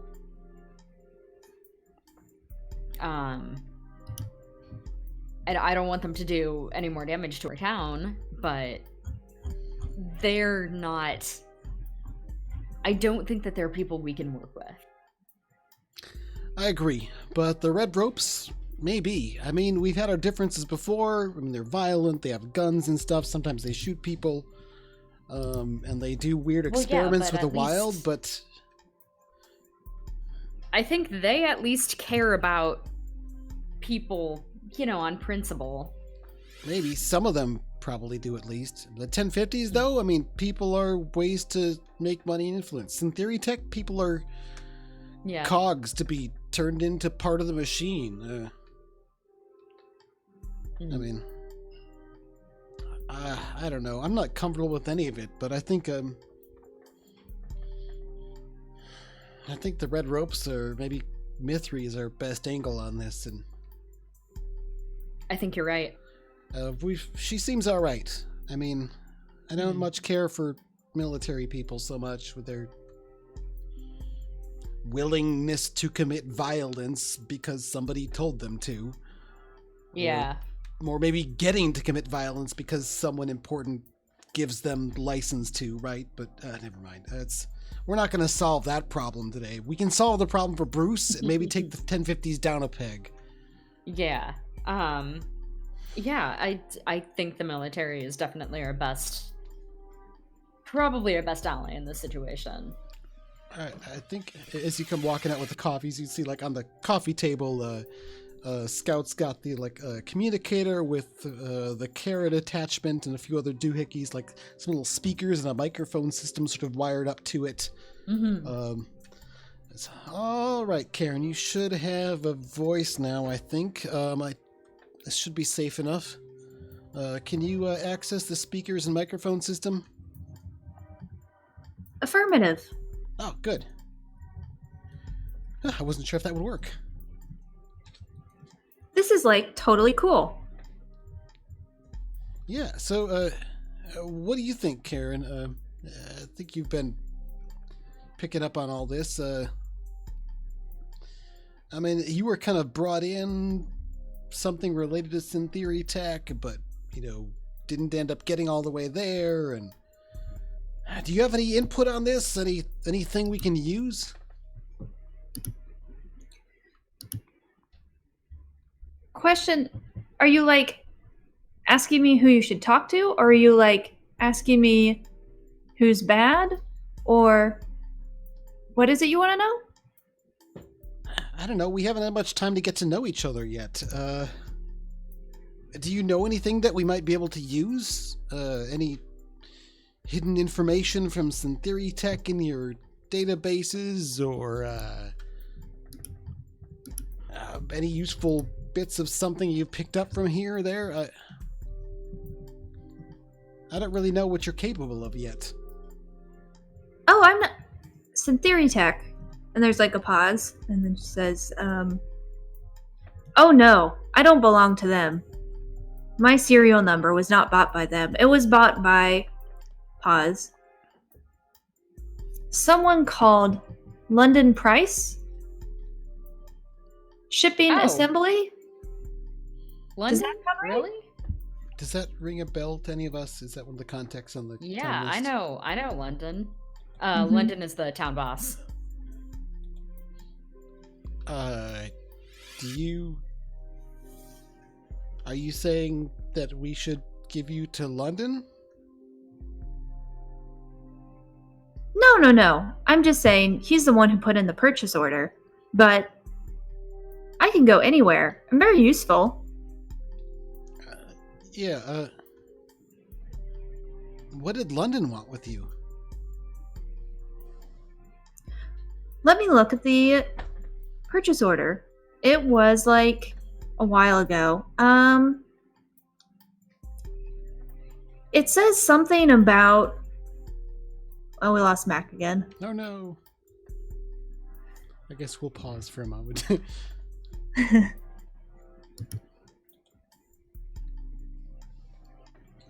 in chat, yeah, Palmer's saying it's a quiet night. It is a quiet night in chat, so... I think... I don't know why Discord keeps doing this Oh, to hey, me you're tonight. back. We didn't say anything Hello. else while you were gone, so... Karen's Okay, still talking. thank you. So... I'm sorry, what was the last question you asked? I think the question I asked was, what did London Price want Karen Oh, for? right. And she was looking at the purchase order, I guess. She says, it looks like I was purchased to manage a shipping plant. Or... Yes, it looks like some sort of processing plant. Oh, they purchased the bullet train protocol. What does that mean? The bullet train protocol? Yes, I'm a very good driver. I can make your bullet trains go all day long with no crashes. or at least with a 0.001% chance of crashes. Wow. Well, we don't have any bullet trains, but can you do that with, say, a car or a motorcycle? I mean, Oh, of course. we've already demonstrated the motorcycle thing at one point when we first met. Oh, yeah. Yeah, you gotta I'm be like, careful about that stuff though, because it tends to draw the wild's attention. I developed a little something that should be able to allow you to access your full capabilities for a short time at least. But warn me if you're going to do something like that. okay, I'm like totally the safest driver you'll ever meet. That's great. Luna, do you know anything about a shipping plant or a monorail station planned? I don't remember hearing anything about that for this town recently, at least. Well, But I mean, it's not the thing I pay attention to. you know, historically, like, we used to be a really big shipping town, but, you know, I mean, the shipping center, you know, hasn't really been in use, like, for, I don't even know how many years. It's been a long time. I mean, the whole train thing is a problem with, you know, the plants deciding they don't like them anymore.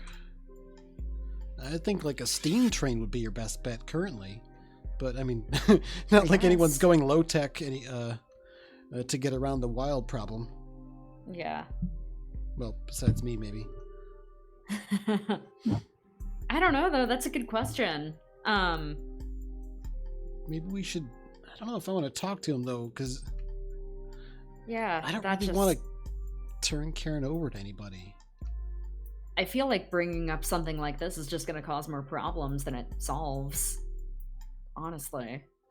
Oh, I'm like a really good problem solver. I can be your designated driver. But we don't need you to drive. We're trying to figure out other... never mind. Well, why don't we? This sounds like something for another time. Why don't we get in touch with Mithri and see if she's willing to meet with us? Yeah, let's do that. So, did you have something you were gonna ask, Karen? I'm about to detach the speakers. We're gonna get going. Nah, I think we're good. I'm a little concerned it'll attract the wild's attention. It shouldn't, but I mean, it's fine here. But I mean, like, out and about, gotta be careful. Mm-hmm. So, Karen, all right, I'm gonna detach your voice processors, and we'll be back to text. But would you mind dialing up a line to Mithri for us? I think I've got a number in there. Oh, sure. I will totally give her a ring. And she makes like a fake ringing sound as she's processing it. I'd sort of disconnect the speakers and stuff as she's doing that and pick up the thing. It just keeps ringing.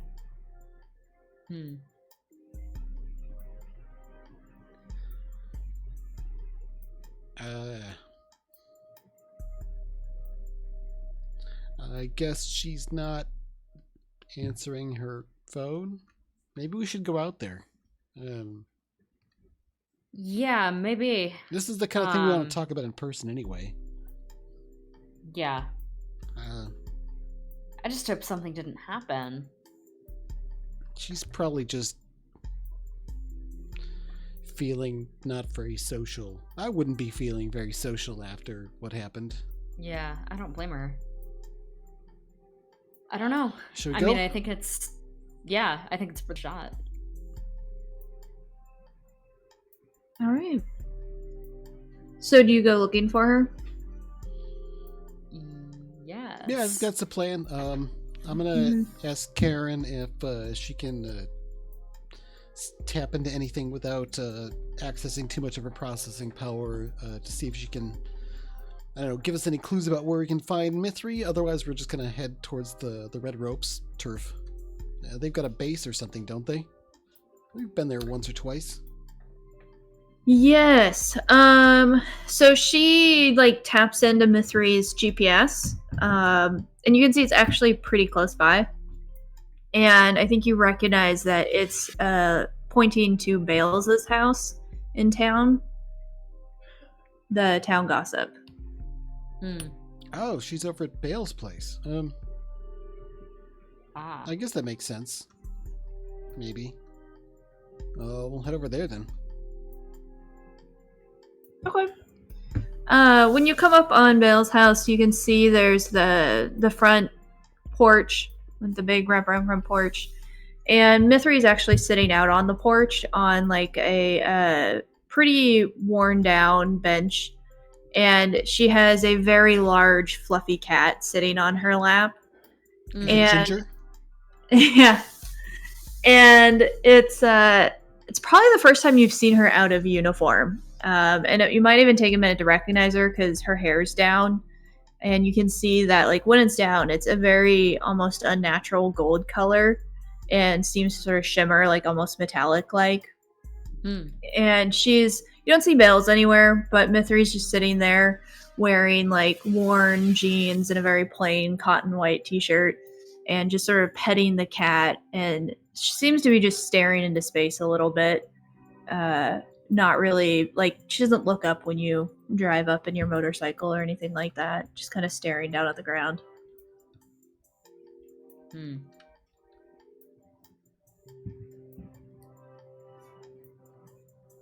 Hey, Mithri. She startles, like she didn't notice you were there at all, and looks up. Oh, I'm sorry. I didn't mean to scare you. Are you okay? Oh, yeah, I was zoned out. Are you looking for Bales? She's gone for the weekend. I'm just pet sitting, the house, all that. Actually, we were looking for you. Oh. I don't know what I can help you with. They suspended me for a little bit. So if you need official business, you're gonna have to go talk to Lieutenant somewhere.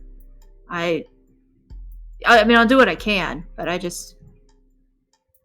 What'd you get suspended for? Apparently there's they had some video. They said I was working with Centauri Tech and that I went in there willingly, and I don't know. There's some investigation. They're not telling me much of anything. So I'm just here, watching the house, petting the cat. Took my firearms. I can't even practice down at the range. Well, that's BS. I mean... Yeah. Maybe I could tell them what happened? I mean, we saw the stuff they were doing. I mean, we know they could mind control people. There's this pause and she looks at you and she says, I don't know how to say this exactly. I don't think they'll care what you say up at the base. That people in the town don't have a great reputation. There's a lot of weird stories. Some folks here say some pretty wild stuff that, let's just say leadership doesn't really believe anything they hear from this part anymore. But I'm sure it'll be fine. They're going to investigate it. They're going to see that I didn't do anything wrong. I'll get my job back. It'll be fine. I'm sure. It's like vacation. I don't know what people do with free time. What do you do? You must have free time. I don't know. I keep pretty busy, I guess. I'm always working on something. Right. Late at night out at abandoned antique malls.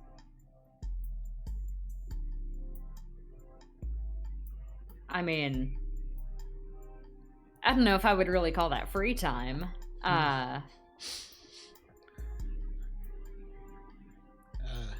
Well, sometimes. The tech repair shop doesn't always pay as much as it could. So I and a few other people tend to pick up some side jobs.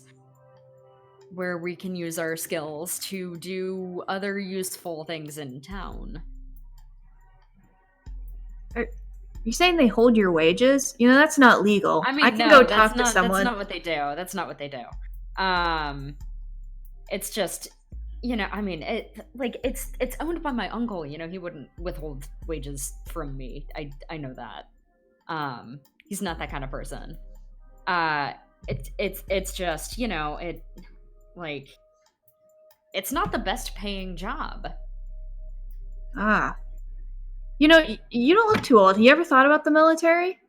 We have a great benefit package. Yeah, I've thought about it a little bit. I'm not really in shape enough for, you know, military work. Well, I've got free time now. I could train you. You know, we could run. I could show you some strength exercises. This sounds like a good idea. She starts sort of sitting up a little bit, and you hear the cat like meow kind of unhappily and like shift on her lap a little bit.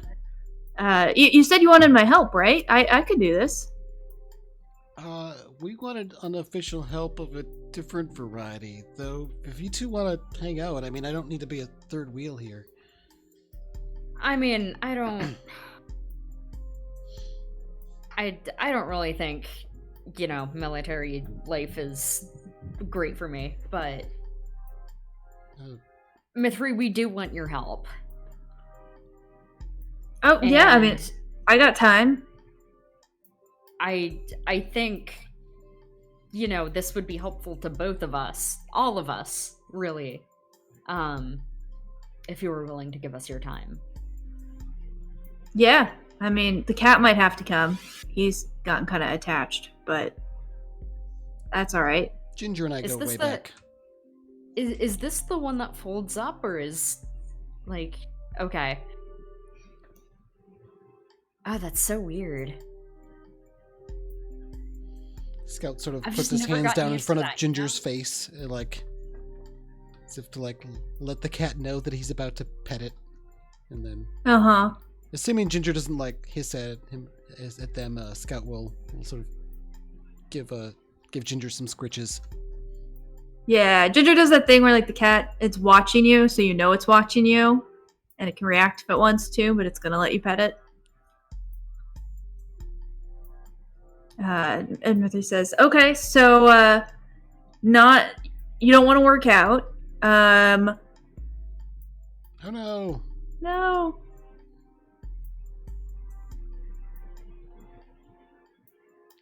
I think Mac was frozen for a moment just before then as well, looking at the replay here, so we'll wait for that to reset. I'm actually going to make the camera look weird again for a moment, but anyway, just to see if there's any word from Christian yet.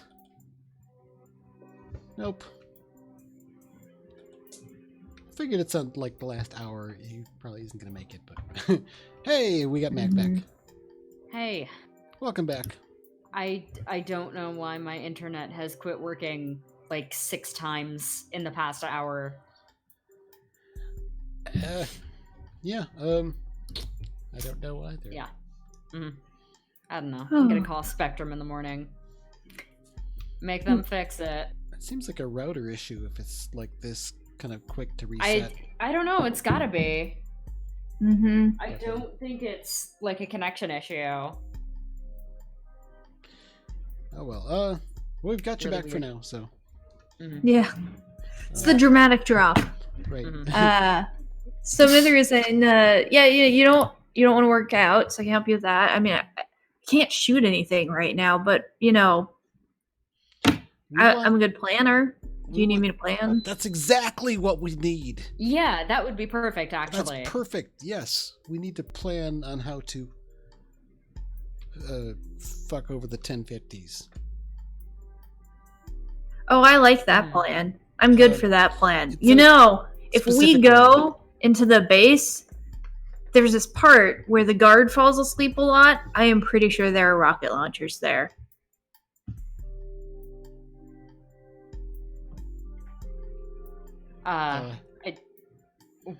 What? I'm sorry, what? You said rocket launchers?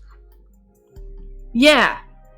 Not officially. We officially do not have any harmful artillery of any sort, but you never know what you're going to get out in these places. So, one of my friends brought a little something extra. They will not forget it if we send those beauties their way.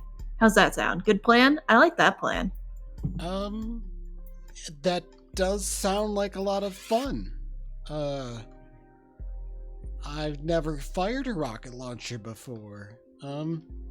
I feel like it's too... I feel like that's just too much. Too loud. So we want to go with the quiet infiltration in the back? Probably. Yes. Hold on a sec. Can you excuse us for a sec? I'm gonna sort of kind of go over by Luna. Step away from... step out of earshot for a second from... I know it's... Alright, I know this is really awkward, but were we gonna tell her about what the 1050s wanted us to do? So she can help us bugger that around? Or, if we get rocket launchers and shoot them at Synthery Tech, that could be a lot of fun. It could be a lot of fun. I'm just saying, I've never even held a rocket launcher before. I mean, do you think I've never taken a rocket apart? What sort of other payloads could you try experimenting with? I don't think that's a good idea. I mean, could we get the rocket launchers and maybe save them for later? Just so I could have one? I don't know. I don't think that this whole rocket launcher thing is a good idea. I think it is probably going to cause more problems than it's going to fix. I guess we could... I don't know. It's okay. I don't want to blow up a building. That's going to kill a lot of people. The Synthery building? Like a part of one that maybe no one's standing in at the moment? Oh, you're right. I mean, I guess if nobody's standing there... No, we have no way of knowing, right? Somebody would get killed. Well, yeah, no, we don't. Okay, but it's, I don't know, put it in our back pocket. Maybe this is information we can make use of. But I think maybe we need to fill her in on what we're really doing if she's going to be of any help to us. But if she's totally not up for actually helping us with that, then it makes the job of... If we actually try to do the real job that the 1050s want us to do, it makes that a lot harder. Mm-hmm. But I don't really want to do that job anyway. Not really. So, I don't know. Yeah. Do you think we can trust her? We don't really have a choice. I'm glad Bales isn't here. You never know who's on the 1050s payroll. Yeah. All right. Well, do you want to tell her then? I guess. No, we'll turn back towards Mithri. Hello. Okay. Secret conference over. We decided to tell you the thing. I'm sorry. Did we just have that entire conversation right in front of her? Well, a little ways away, stepped away. She would have seen us whispering to each other, a few feet away from the porch, maybe. Yeah. I'm just imagining, us just turning around, and we're 5 feet away from her, and she's like, "Oh yeah, okay." So I heard all of that. I mean, maybe she has cyber or something. She has a very polite, stoic expression, she's, had to not hear conversations before. Mm. All right, so Mithri, basically, the reason that we need your help is we are... Okay, so the 1050s have kidnapped somebody, as they often do, and we're trying to get them back.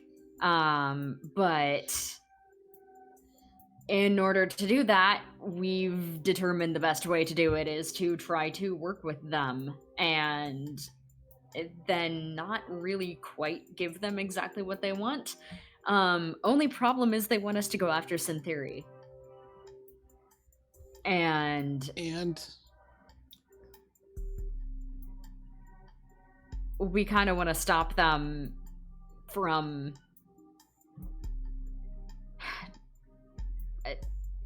I don't know. We want to stop Synthery from doing whatever it is that they're doing. Oh, they don't just want us to go after Synthery, though. They want us to essentially get the Synthery and the Red Ropes to go at each other somehow. That's kind of why we thought of you, is... Yeah, we don't want to do their dirty work for them. We want to turn this around so it fucks them somehow. Wait, they want you to go after Synthery, and you're going to protect Synthery? No, not really, no. No. We don't want to protect Synthery, but we don't want to start a fight between Synthery and the military just because they want us to.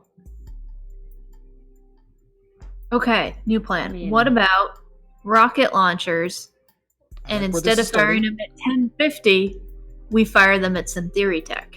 Oh, you and I think so much alike. Luna didn't like that plan. I thought that was the plan from the start. No, we were gonna fire and blow up the 1050 mansion, but that would probably get Bruce killed. Yeah, that would definitely get Bruce killed. Right. So if we go after Synthery, we teach Synthery they shouldn't mess with people, and you get what you want. That's still gonna... that's still a little too lethal for my taste. And it gives the 1050s what they want. But that's... Yeah. I mean, for real. Mm-hmm. So, it seems like we have to pick a battle plan, and the options are we make 1050s hurt, or we make Synthery hurt. I mean, I don't think we can sit around and sing Kumbaya with everybody and have it work out for your friend. No. Definitely not. So, who do you want to hurt more? I think we want to get Bruce back to his family, and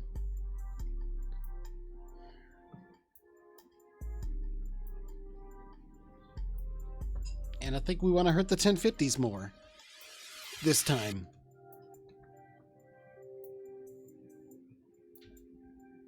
All right, so... But I don't think this can involve explosions and shooting rockets at people, as wonderful as that sounds. It would be fun. We were kind of hoping you might have some sort of angle we could use from your insider perspective on the military, and Synthery tech for that matter. Well, I think we haven't really been as focused on the 1050s because it's the Moonshiners who've been causing the most trouble. So if you want 1050s, I mean, I really don't know what to say other than we go in and threaten them somehow, or give them what they want, or make them think they get what they want. I mean, I might be able to get a sniper rifle, but it's not really my strength. I tend to do more close combat. So, if you're not going to give the 1050s what they want, sounds like we need to do a stealth mission, go get Bruce. Maybe. Or I don't know. If we don't want to do rocket launchers, gas is a lot quieter.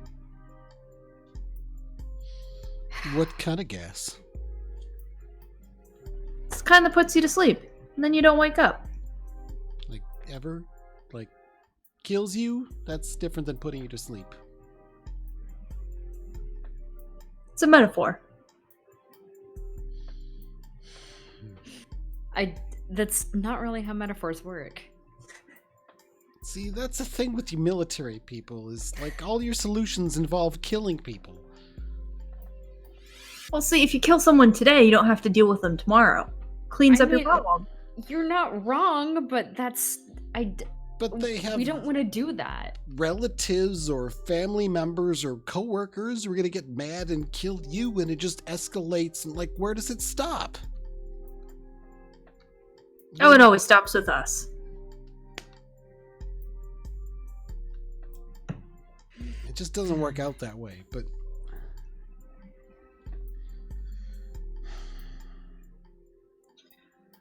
Well, all right. I'm getting an idea though. Something that maybe we can do that helps Bruce and maybe helps you out in the 1050s. Unfortunately, a little bit, but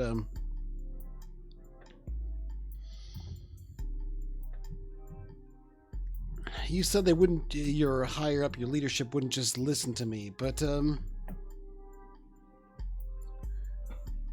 what if we found a way to make them listen? Like something more substantial than my word. I mean, we were in that place, we found some things. Jacob pulled some stuff out of people's heads, like implants and stuff. There's what was his name? That guy that we talked to and he didn't want to talk to us. And Noel, right? I bet you we could get Noel in on this. He knows something. He was involved with how you got grabbed. Probably, yeah. We tie all of this up in a neat little bow for the military. It helps you out, gets you out of your bind, proves that you weren't, that you were coerced or whatever. And military should be pissed off at Syntheory Tech, and 1050 should be happy, and Bruce gets to go home. Mm-hmm. so you're talking like town meeting where we get together and we just lay out the evidence. I guess it sounds kind of public, though. If the 1050s get wind of this while we're doing it, they might just off Bruce. All right, so a private meeting that no one knows about. You have all that evidence? I mean, I've got some off of my... not a lot. I'm hoping Jacob still has something lying around that yanked out of somebody's brain. There were a few of those. And there's that guy we got out. What was his name? Oh, JJ. Jameson. I mean, he used to work for Syntheory Tech, and now he doesn't. He's been laying low somewhere. I think we'd probably get him to help out. You think that would be enough to sway your bosses? I mean, you mean so that they know that Syntheory Tech, they're worse than the Moonshiners. They're the ones we should be focusing on. Maybe, but I mean, you gotta watch your back around the Moonshiners, too. Yeah. All right. So our action plan is we find this JJ person, we find those weird brain things, and we find Noel. That's his name? Yep. And we lay it all out for my CO and we see what he says. I don't know. What do you think, Luna? I don't know. Sounds like a plan to me. It doesn't involve rocket launchers or nerve gas. I think this is the best we're able to come up with. All right, let's do it. All right, take out my communicator and say, all right, we need to find JJ and Noel. Do you think you can do that? Oh, like totally. If they're in the feed, I can find them. All right. That would be great. Let me just take a look for you. Oh, it seems the feed is down today. I'm having trouble connecting. Could you tell your local town operator to turn on the feed, please? I think I know someone who can help us out with that. Put Karen in my pocket and say, shall we go pay Ash a visit?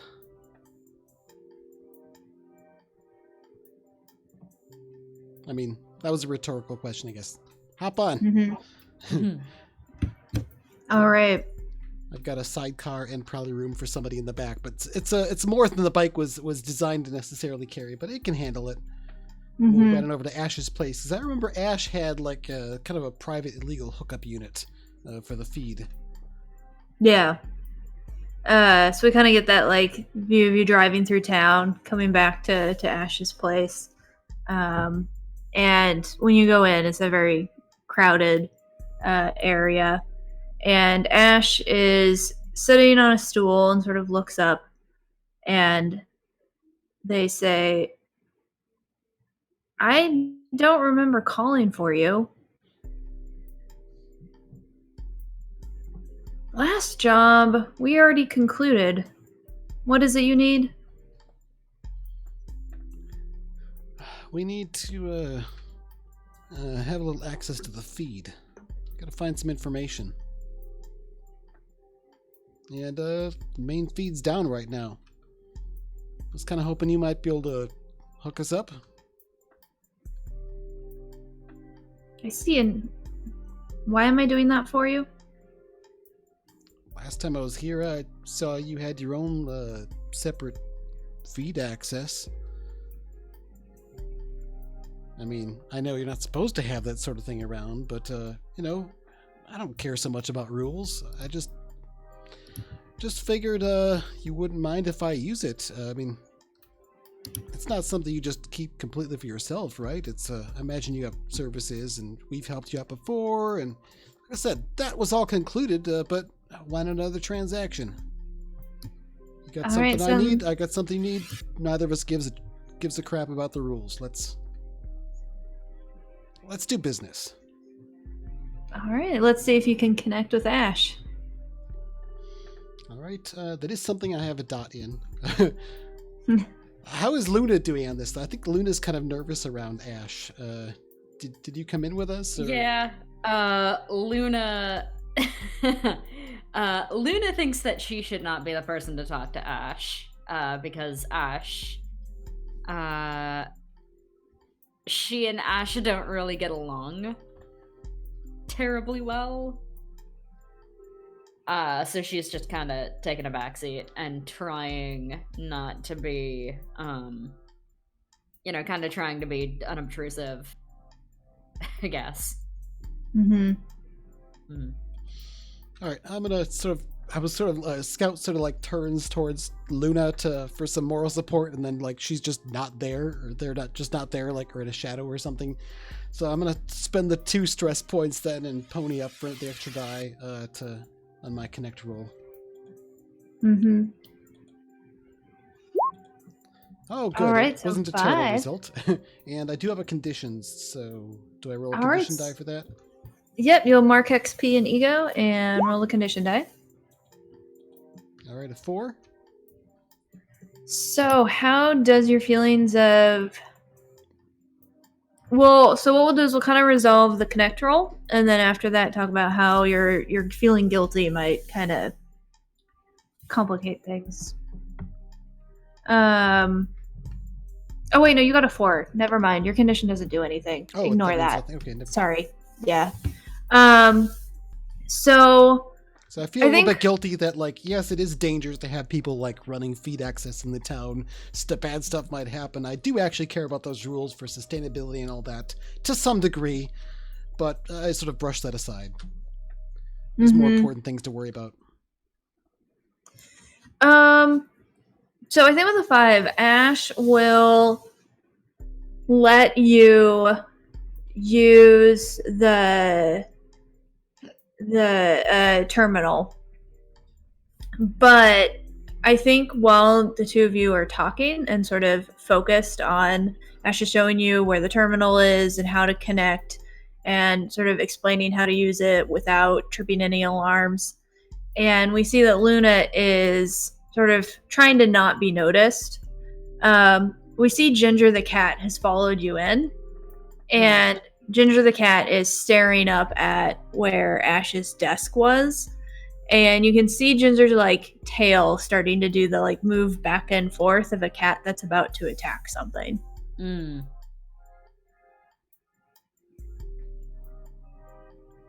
What would you like to do?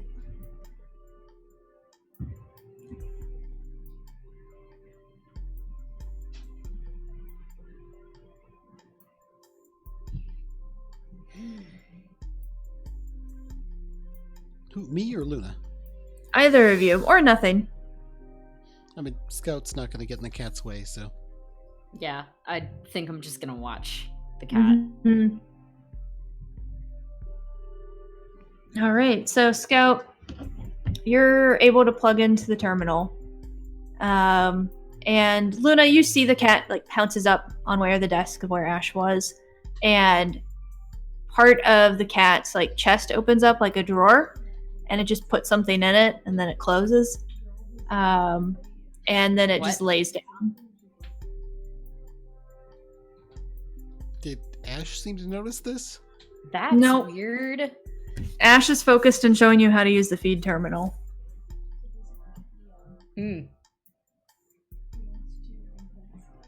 Yeah, that's pretty weird. Scout's gonna try to not draw attention to whatever that just was, because they're not sure how to react to it. All right. So you can see that this feed terminal is pretty old. It's like a physical screen with like menus you have to sort of navigate. And Ash is telling you, so you can only use this for about 10 minutes or the wrong kind of people start to notice. So whatever you're going to do, just do it quick. I'm not going to watch. I don't want to know what you're doing. I'm just going to go back to doing my nice repair work. All right? Won't be long. Luna, you see her walk back to where the cat is, and she sort of just starts petting, or they start petting the cat, and seem kind of distracted from everything.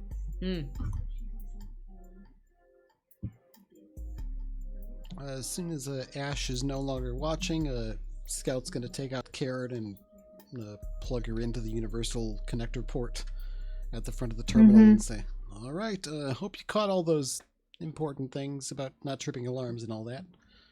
Also, keep it down, because I think Ash wanted us to... Never mind, just try to be circumspect. Oh yeah, I'm like the safest navigator you'll ever find. Sweet. You see a little spinning ball pop up. Now, Karen will be able to find it, but it might take them a little while because it's a pretty slow terminal, unless you want to try and help out to speed it up. I'm gonna call Luna over, I guess. Hey, Luna, can you give me a hand with this? Sure. I'm good with tech in general, but this is more into the tech stuff, and that's all you. You think you can make this go faster? Sorry, I can't stop yawning. Yeah, I think I can. Can you tell me what you're trying to do? Yeah, we're trying to find Noel and Jameson. I don't know if it's JJ. That's what I called him. They're probably laying low because, Sin Theory Tech wants them turned into fertilizer or something. Yeah, they would have to be. And we got less than 10 minutes once we fire this thing up, so. All right. I'll see what I can figure out. And was that my imagination? Did Ginger, He does some sort of like I gesture with his. definitely saw something. I'm gonna hold out a hand, and I'm gonna make like a kind of like a come here motion at the cat. Hey, Ginger, come here. It like looks over at you, and there's this pause, and then very slowly, as if doing you a favor, it stands up and then sort of runs over. Okay. I'm going to pet it, and like I'm gonna start petting its chest and see if I can find like the drawer thing that it has. And Scout's gonna kind of move around so that like he's sort of standing in the path of where Luna is. If Ash comes like is peeking around, or maybe there's cameras back here or something. Hopefully, I'm kind of blocking the way so we have a little bit more privacy. You're able to feel that like under the fur, it's definitely hard metal. And you can feel the like very slight crevice of where it seems like there's a compartment on its chest. Okay, I'm going to reach for that and see if I can open it. All right. So the two of you are trying to do this without Ash noticing. Is that right? Mm-hmm. So it sounds sort of like you're trying to be stealthy. Which would probably be... I mean, I think it could be anything from a finesse to like a trick if you're trying to hide it. Yeah, well, I have a dot in finesse, so let's go with that. I'll spend a point of stress to add an additional die with my lookout assistance. Okay. Bonus dice 1.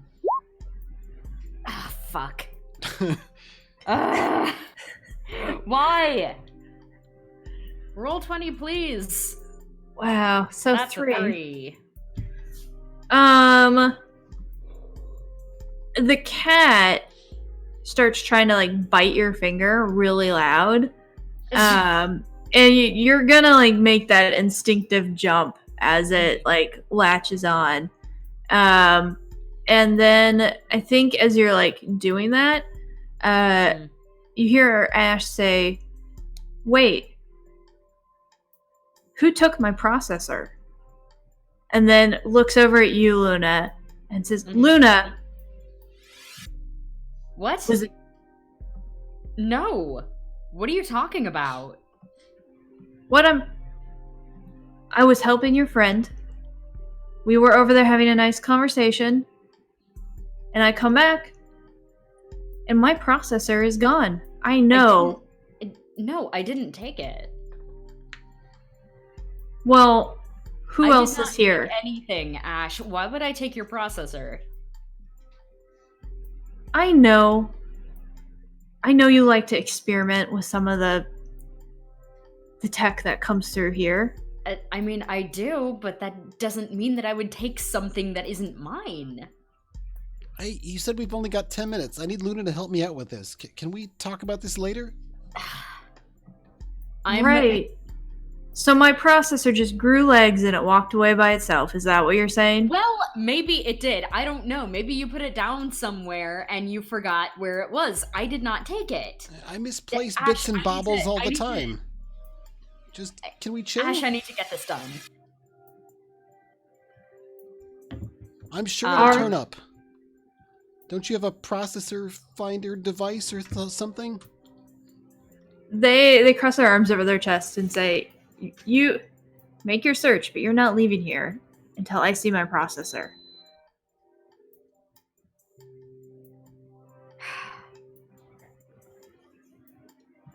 Okay, fine. I don't know where it is. Just gonna tell you that right now. And I will... do I need to roll anything for the search? Scout comes sort of walking over and says, "What does it look like?" And he's looking around as if he's trying to help find it. How big is it? Ash starts describing it, and you realize it sounds very similar to Karen. They are Oh, not saying shit. like AI, they're just saying processor, but it's, it sounds very similar. Oh. Oh, that sounds pretty unique. How big is it? They gesture and they're like, it's about this big. There's no way it just fell. Luna, you need to take responsibility for the things you do. It's never your fault. You.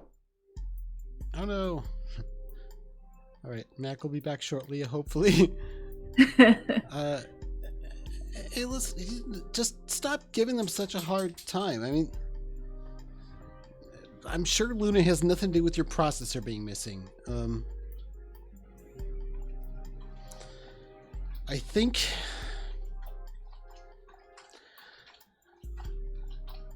it's the cat. It's a robot cat. It was doing something at your desk. I didn't think anything of it. It was like a little thing popped out of it. I don't know for sure, but maybe the cat ate it. The cat ate it. Okay, let me see the cat.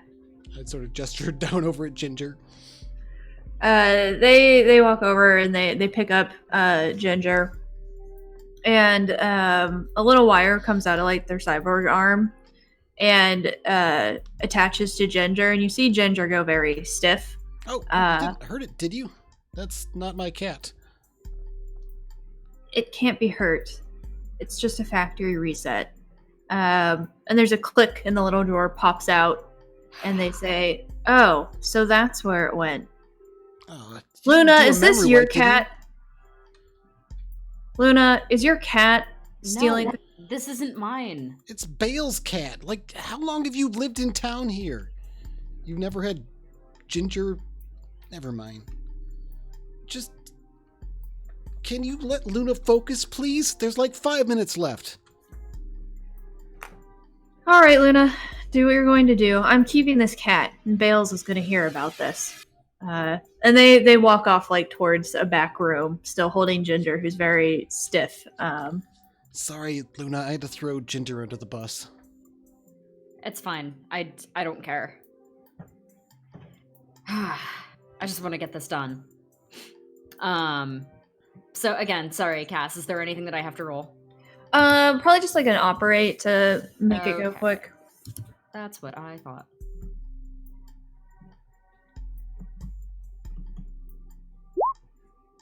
Hey! Yay! You got a 5! Yay! So I think what it is you can find one of the people in time.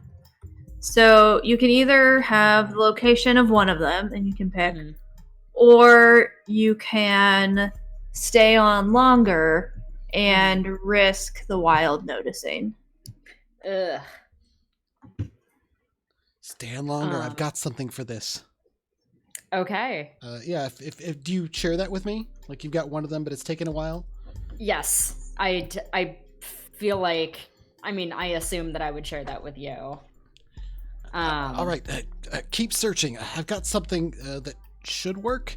And If sort of you're take sure. this thing out of my backpack that's like it's like this old metal case from something else, probably the DVD player maybe, but it's got all this other stuff attached and like various different devices and computers are all sort of wired and soldered together, and it's got this sort of port in the top, and Scout digs around his pockets and takes out this vial that it's like a sort of a thing that looks like a cross between like a vacuum tube and like a diode and a vial, and it's full of some sort of really dark red liquid that kind of looks like it might be blood. And he sticks it into it, gives it a twist, presses a button, nothing happens.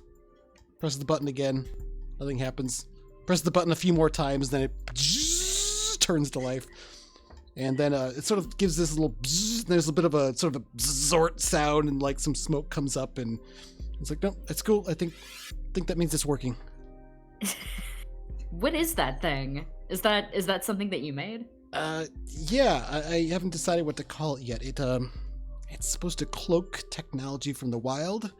It should work anywhere from 1 to 37 minutes. Probably on the shorter end of that. Okay. This is the first time I've actually turned it on. I mean, with something running to test it. So That's pretty cool.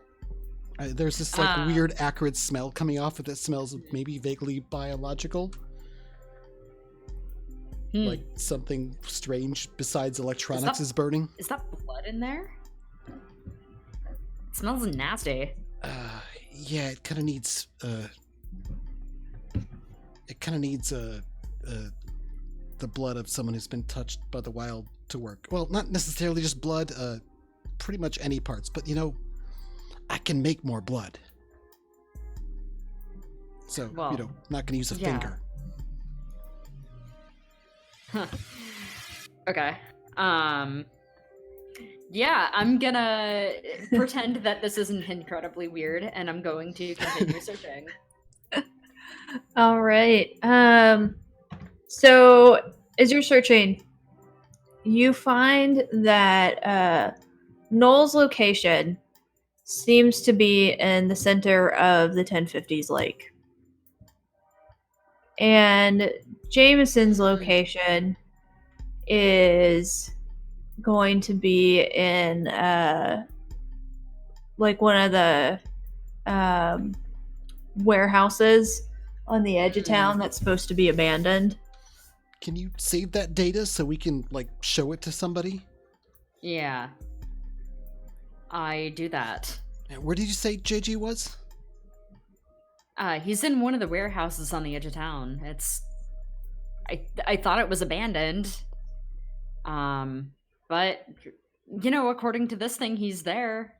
So middle of the 1050s lake. That means cement Probably shoes dead. kind of thing.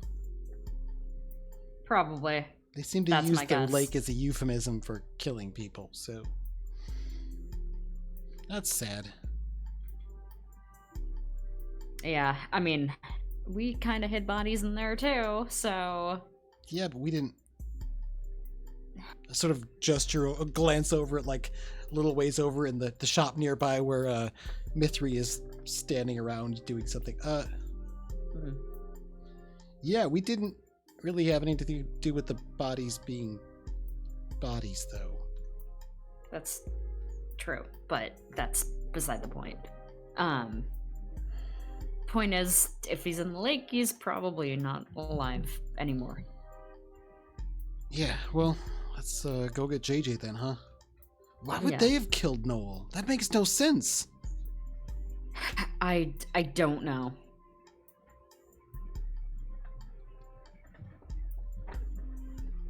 Alright, so I guess we're gonna head out and go visit JJ. All right. So you approach the warehouse, and it looks completely abandoned on the outside. Like, you can see the broken windows. The brick is very faded and chipped, and the parking lot outside of it, the gravel, sort of filled with weeds. And is Mithri coming with you, I assume? If she wants to. I'm not gonna make her, but I'm sort of letting her know where we're going, and Yeah. expecting her to come along, I guess, because she said she was tagging along. Mm-hmm. So when the three of you get there, and you stop the motorcycle engine, it is extremely quiet. Very, very almost eerily quiet. There's no sound of birds or insects. It's basically just any of the sounds the three of you are making on the motorcycle.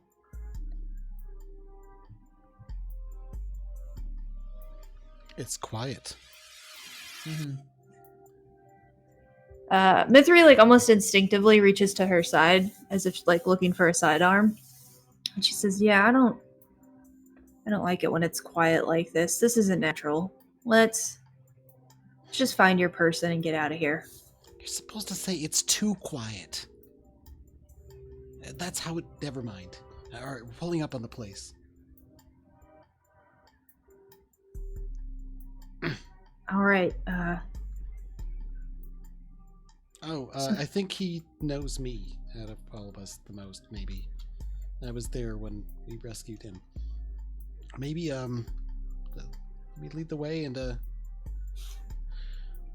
listen, I know you don't have a sidearm or whatever, but there's an aluminum baseball bat just behind you in that yeah, we're just over there. And so I'll check off a gear thing off my box to hook up Mithru with a melee weapon. Awesome. She pulls it out and like does some swings, kind of warming up her arms, and nods, says, "Okay, I'm ready. Let's get this done." There's a bit of a weird slosh to it. It wasn't originally like designed with anything, but like a scout has like added some sort of a heavy slime like fluid in it that helps like swing harder because it gets like pushed to the end of the bat when you swing it. All right. A slime knife. Well, Nice. none of the slime comes out. It feels weird when you're swinging it. Anyway, yeah, there's like this bolt thing welded onto the bottom that's like screwed on that like you can like open it up and pour more stuff in if it wears out or gums up or something. But Awesome. you can't just have a baseball bat, right? No scout can't. So, I'm gonna go on into the place and start looking around. I'm not gonna call out right away. I'm gonna try to be kind of quiet, so if he gets spooked, he won't just run away, and I'll have to chase him into the forest or something. Yeah. So.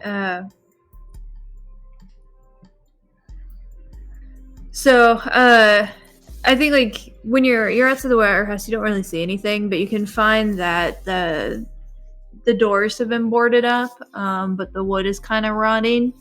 And Mithri raises the bat to like smash it against the boarded up door if you don't stop her. Oh, hold on a sec. I take out a flathead screwdriver and kind of more quietly pry off some of the boards or hinges or something, so we can get it loose without making a bunch of noise. Mm-hmm. He'll think it's in theory coming to kill him and run away from us. Just a little quiet. All right, it's your show. You know him. Let's get this done. All right, so I quietly gain access to the building if I can, and sort of slip in and look around. I'm gonna try to kind of just check for signs of inhabitation and see if I can follow those. Mm-hmm.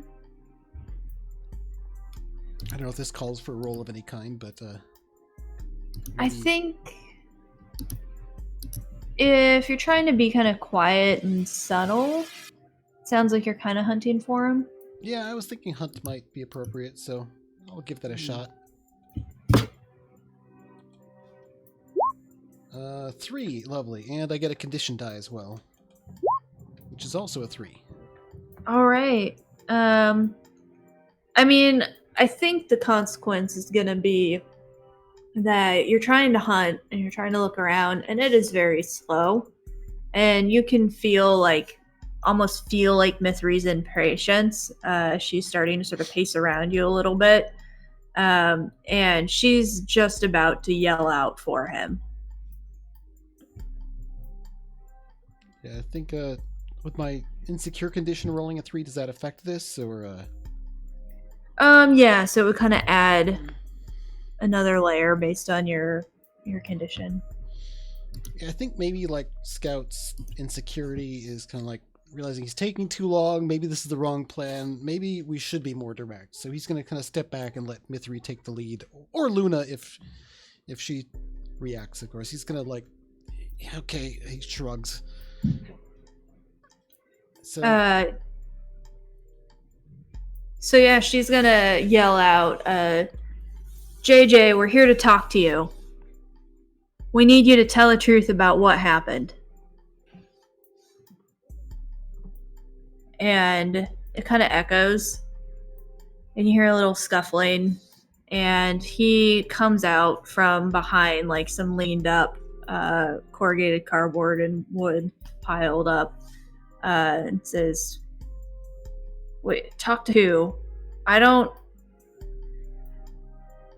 want to talk to anyone except, and he notices you, Scout, and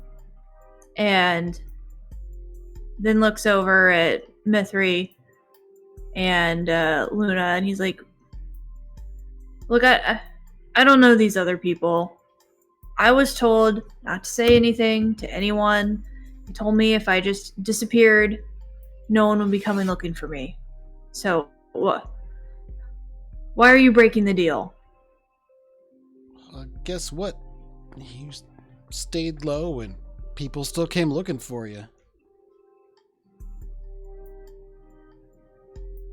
You didn't make a deal with us. No. I was promised. They told me. They promised me. This isn't good. No. I don't want to disappear. Who told you? Synthery Tech? No, it's the 1050s. They said I'd disappear, just like Noel disappeared. I don't want. And he's like staring very intently at Mithri. This doesn't feel right. I don't think you're supposed to be here. He's sort of starting to like back up. JJ, we're here to help you.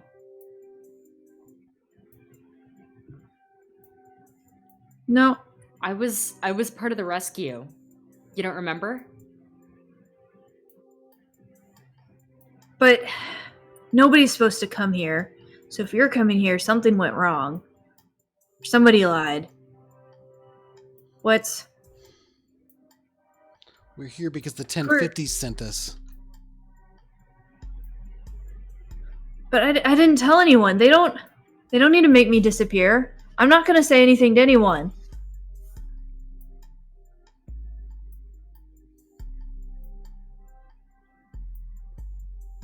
So you can just go tell them I'm not talking. I'm holding up my deal. That's not what they asked us to do. He's like starting to back up now.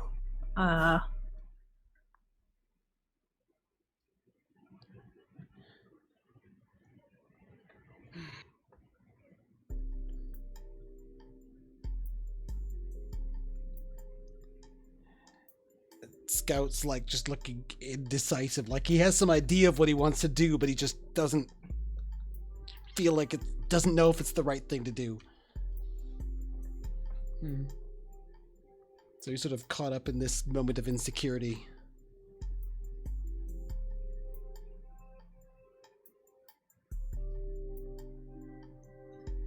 Look, JJ, we need your help. But how am I supposed to help? I thought they said I keep quiet. That's how I help. Well, we need information that you have. But I thought you said you were at the 1050s. They already know everything. What could I tell you? You don't have to tell us anything. I sort of point over at Mithri. You gotta tell our bosses what happened. You gotta make them understand. The 1050s, they killed Noel. He's in their lake. They sent us. So what I'm next? I have to talk or you put me in the lake? Us? No, that's not...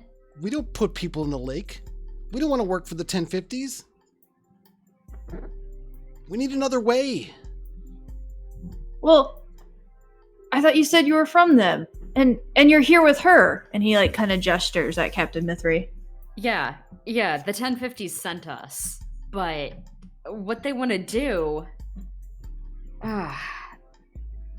they want to cause a fight between Synthery and the military. And they want tensions to just explode without regard to people who get caught in between.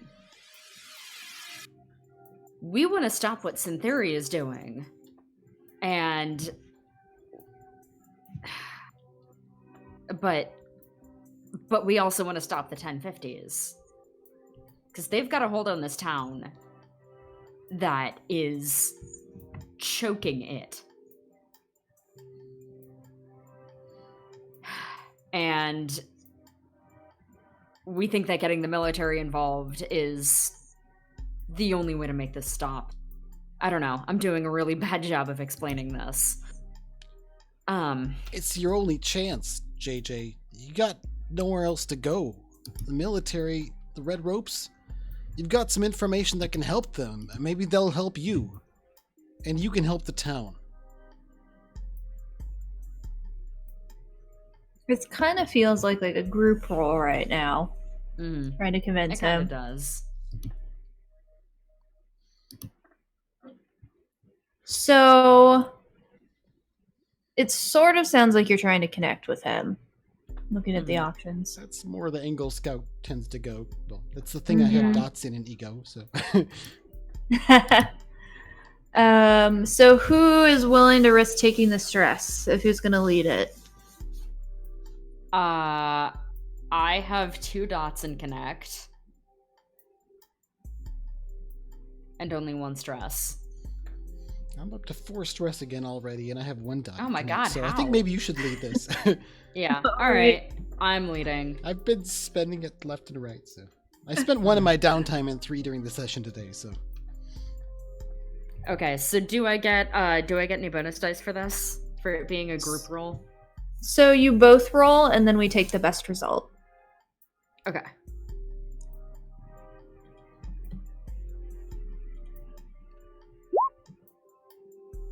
I hope you roll better than me.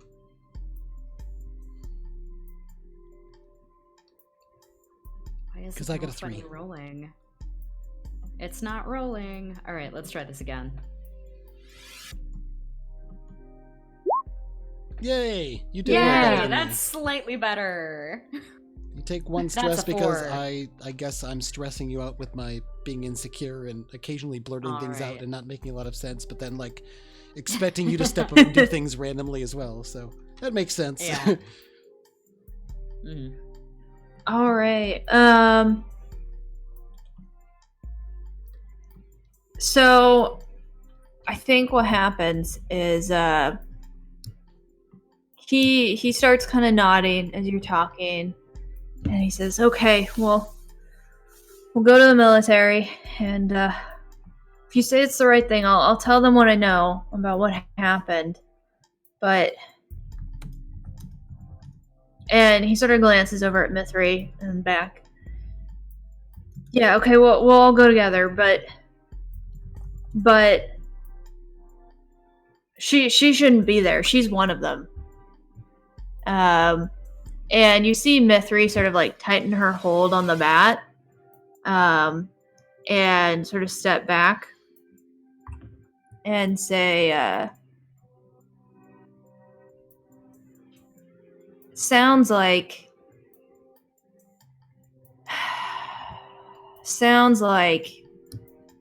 you're not going to be doing what the 1050s wanted you to do. And you see, that's a problem for me. Oh shit. Really? Really?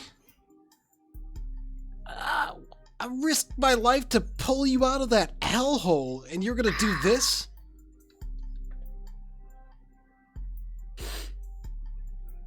What do they have on Luther you? doesn't even know what to do at this point. Give me back my bat! You can't! Are you that going to down. try and grab it? No, I'm just saying it, blurting that out. Yeah, she kind of lifts it, and she says, look,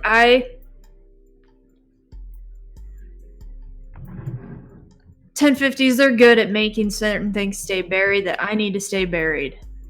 It was so simple. We just blow up some theory tech.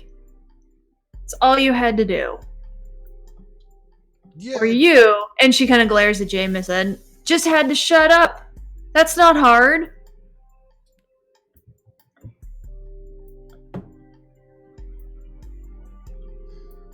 So, I'm going to give you one choice, and she kind of lifts the bat.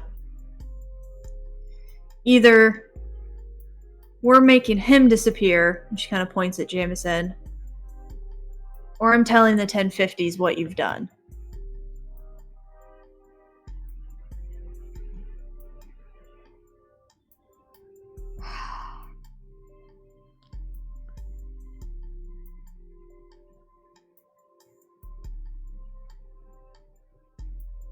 Luna is panicking and is about to do something real stupid. Scout's kind of like, his brain is locked at the moment. He doesn't know what to do. Machines, he can understand. People to some degree, but this threw him for a loop. His brain's not... Just... No! Luna, what are you gonna do? Oh my god. I really don't want her to do this. Okay, so as part of my... Oh my god.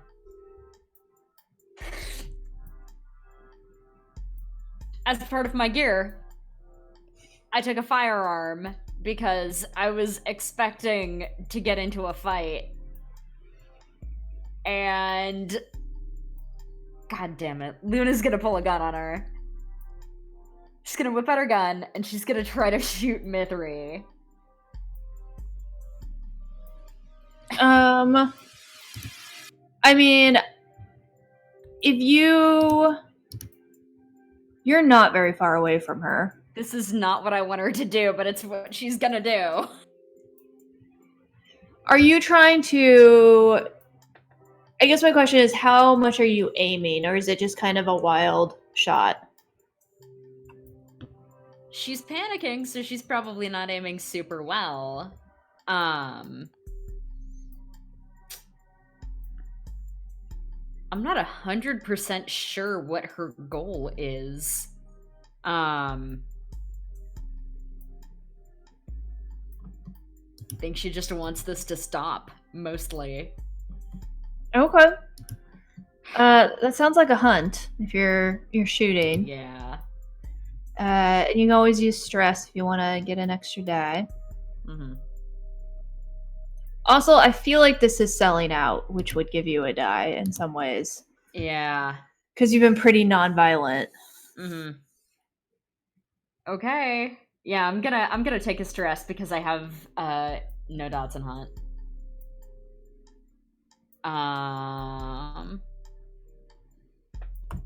So that would give me 2 bonus dice? Yeah. Okay.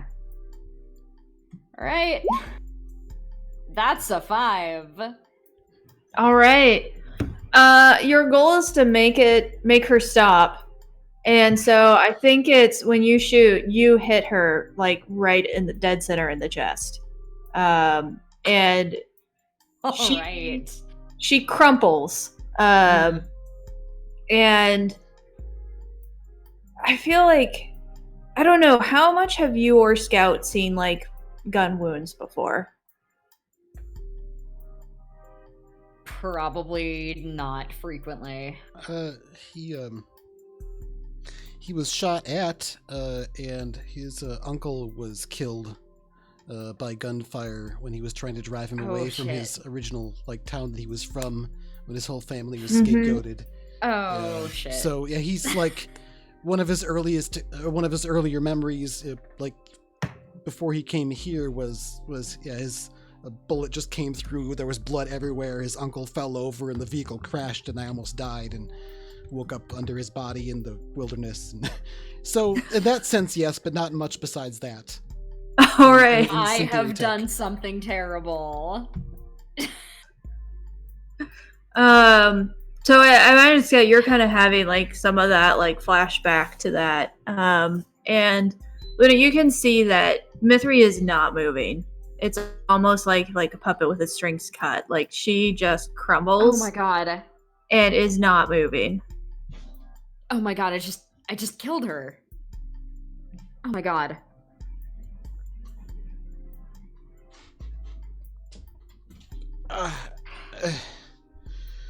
Scout goes running up to Mithri and rips her sort of shirt open to take a look at the wound and try to apply pressure, and I don't know. He's not really a doctor person. It's like, God damn it, where's Jacob? We need a doctor. I don't know. Shit. I made a mistake. Scout. I just dropped the gun because I don't know what else to do.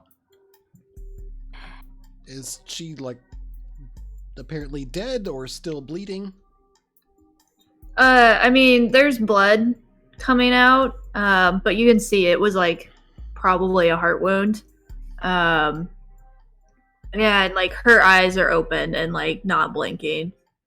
Damn. God, shit. He, like, digs around in his pack and pulls out, like, a few different things and takes out a small Helen device and sort of shrugs and, like, sticks a taser into her chest and that's not gonna work. Tosses it. Oh, fuck.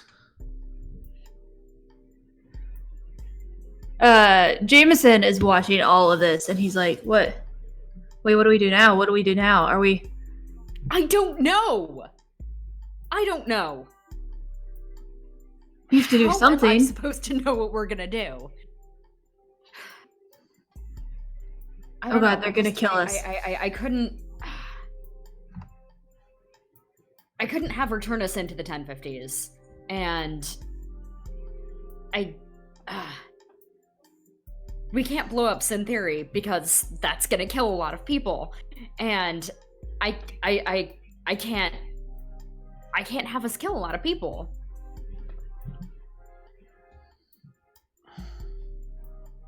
Well, do we hide the body? Do we tell people? Do we talk to the military? Do we talk to... Who do we tell? Do we run? What do we do? I don't know what to do. We need to tell me what to do. I think the only thing we can do at this point is go to the military and tell them that she was working with the 1050s. And I don't know. Bruce is fucked. The only thing that I can think of to do is tell them about this plan.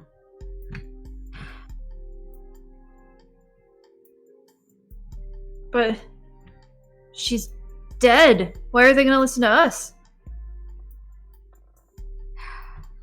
Scout just leans over and, like, Mithra's know. face and just yells at her, I saved you bitch! I fucking saved your life! And pounds on her chest a couple more times. You fucking owed us! Stands up and kicks his bat so it goes flying across the room and then sort of holds his shin in pain. Kind of falls back over. He's not handling this well. Yeah. I see that.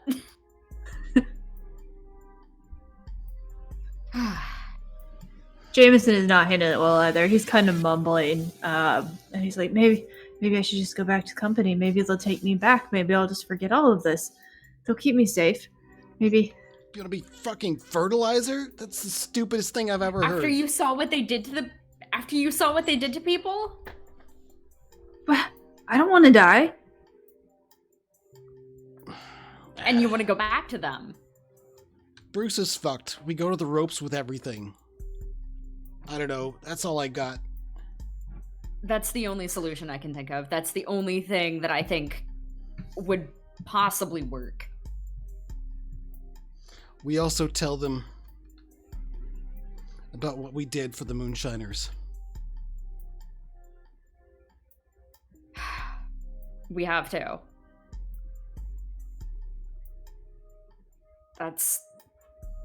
I don't know what else to do.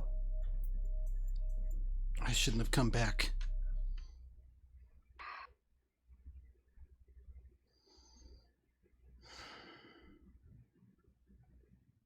I wonder if that's a good place to cut.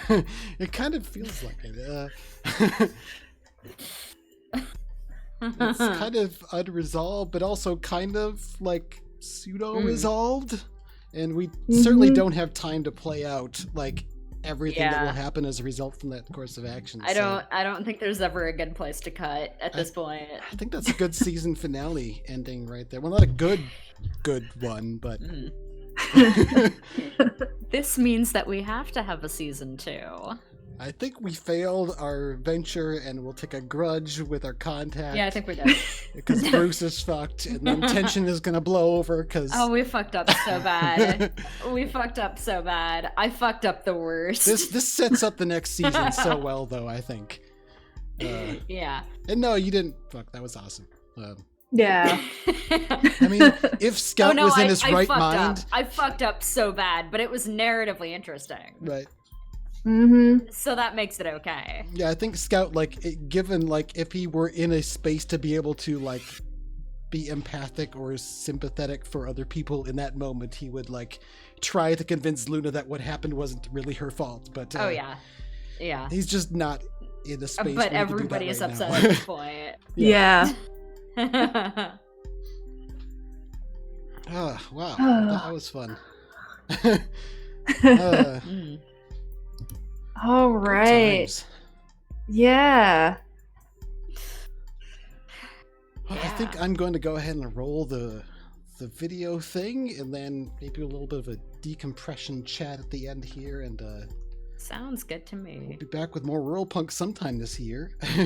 We don't have it on the schedule yet, but it will be several months at least. So soon.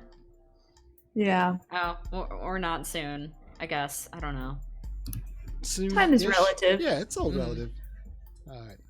Well, to Yeah. those of you on YouTube, thanks for coming along for the ride with us, and those of you on Twitch, stick around if you like. We'll be back in a bit. Yeah.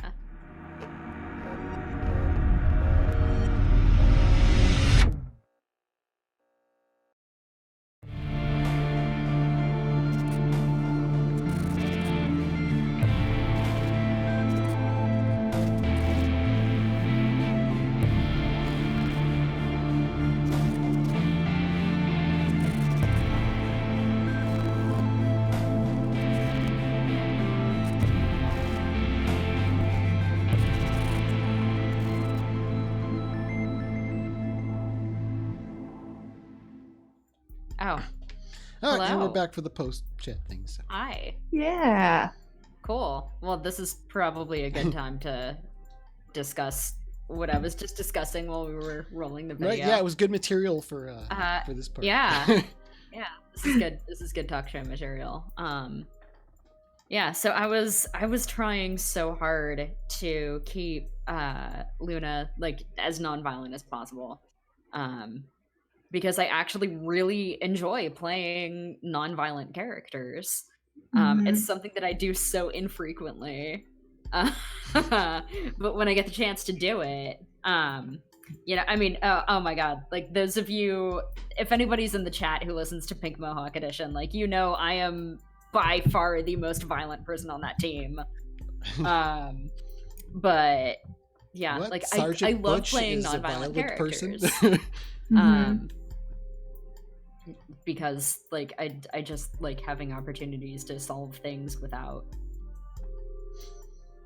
Well, yeah, it's a killing good people. system for that too, right? So we don't Yeah. break out things out in Ruralpunk- tactical combat Ruralpunk and is very conducive to nonviolence, which is good. But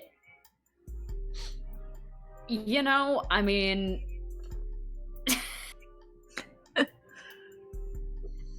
shit hits the fan, and yeah. Yeah. And it seemed to make sense a lot with both what was going on, but sort of what your character's been through recently. And even the belief that we were talking about at the beginning of sometimes you have to cross the limits and it's good. This is definitely lots of limits potentially could be crossed in that moment. Yeah. But I guess sort of for wrapping up, we should probably do experience before next time. yeah. I'm sorry, I Yeah, interrupted you. maybe. Go ahead. I'm not sure if that's where you're going. It sort of feels like the characters came a long way in the first season, kind of from where they Oh, started to here. Mhm. Yeah, it was neat to play out some of the we got to do some neat, fun character advancement stuff. I'd like to see more of the town building stuff, but that takes a longer campaign. So I'm looking forward to seeing where that goes in the future, the next season. Because we do season 2, it's not going to be a whole new Ruralpunk campaign. It'll be sort of picking up with these characters. Maybe not right from this moment. Maybe from later. We'll decide when the time comes. But yeah, I don't know. I'm rambling now. That's fine. Yeah. All right. Well, do we want to do experience for your characters? I think so. We might as well. Yeah. I think this is our first venture that we failed. I think we failed pretty solidly. Yeah. I don't see any way we could possibly have salvaged it at this point without doing some sort of completely different approach, like doing a stealth run or attacking the 1050s or something. Up. So yeah, pretty sure we just failed. So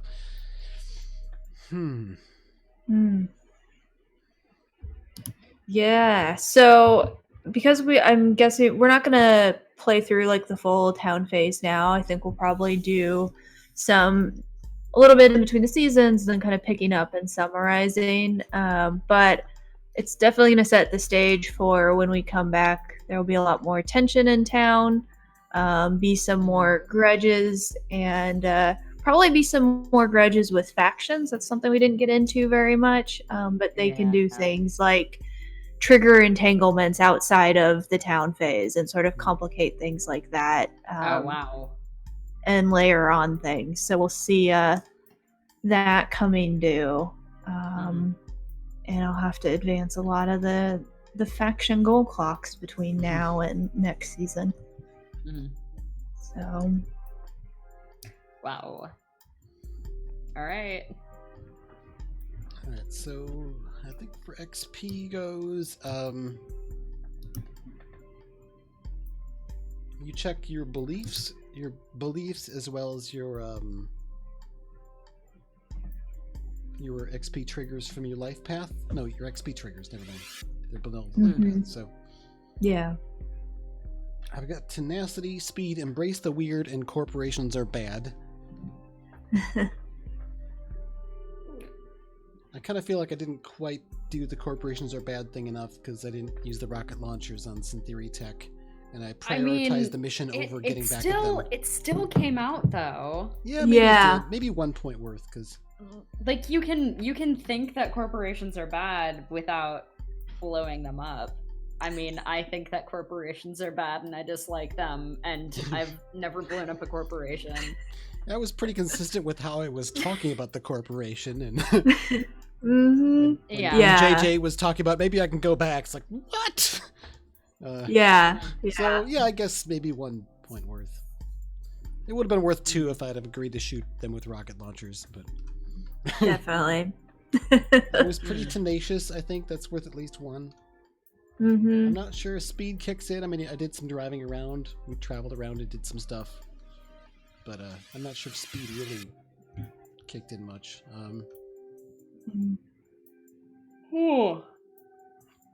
Yes, I think just double tenacity. 1 corporations are bad, and I'm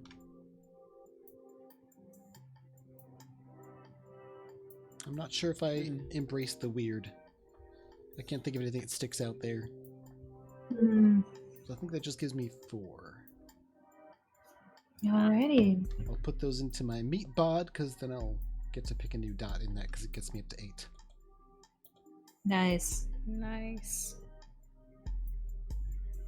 All right, and then Luna. Collaboration. I think I really feel like I cheated with that one. Because I have collaborated in basically every episode. Yeah, I mean, I have helped other people accomplish things. You spent stress to give me an extra die, so that you know. Yeah. That mechanically counts as well as the narrative aspects. Yeah.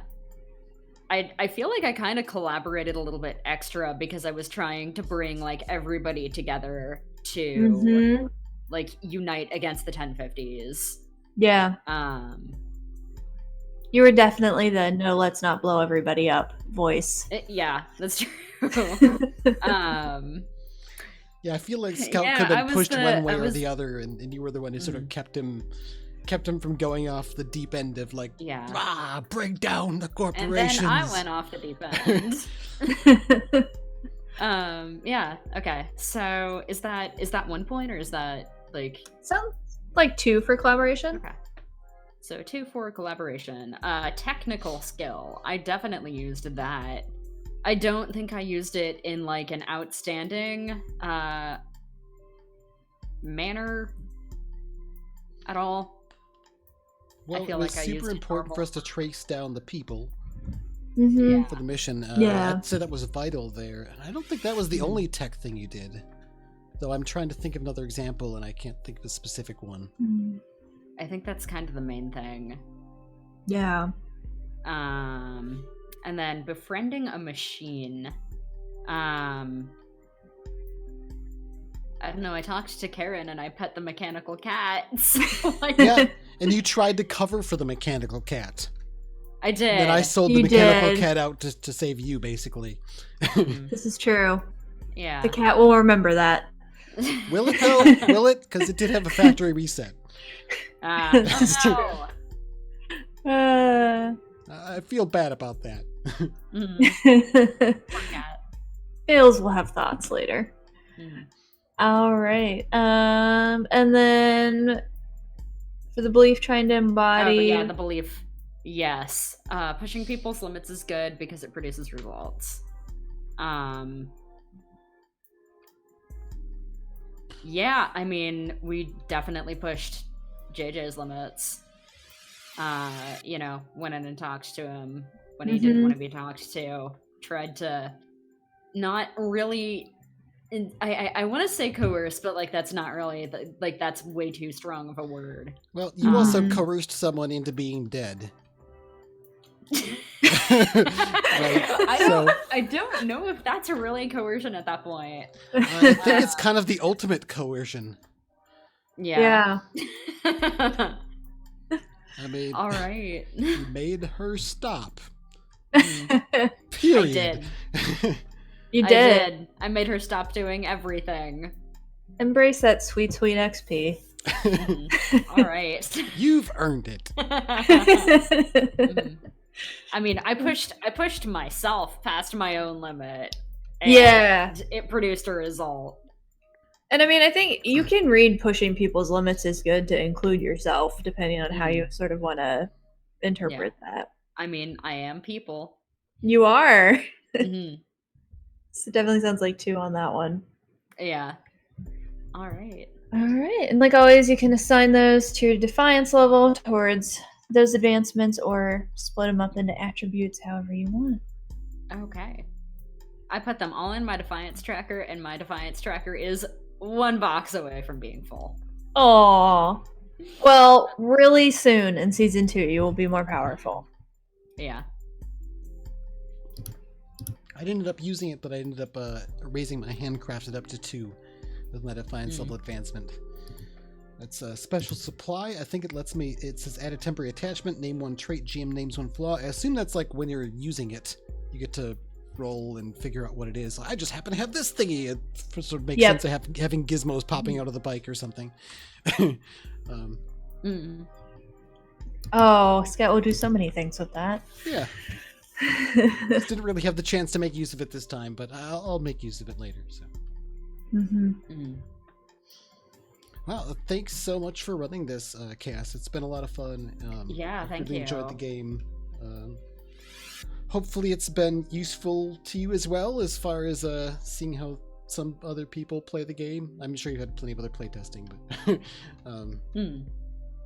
yeah, it's good. It's been fun. I have lots of notes to improve things for when we come back. And like I was kind of saying, I think we might have been off. I can't remember, but it's just been really fun to see. Sort of thinking back over the 6 sessions, I feel like a lot happened. Even if it's, I guess technically like 3 ventures, I feel like the characters started to definitely get filled out. There's a lot of politics building up in town.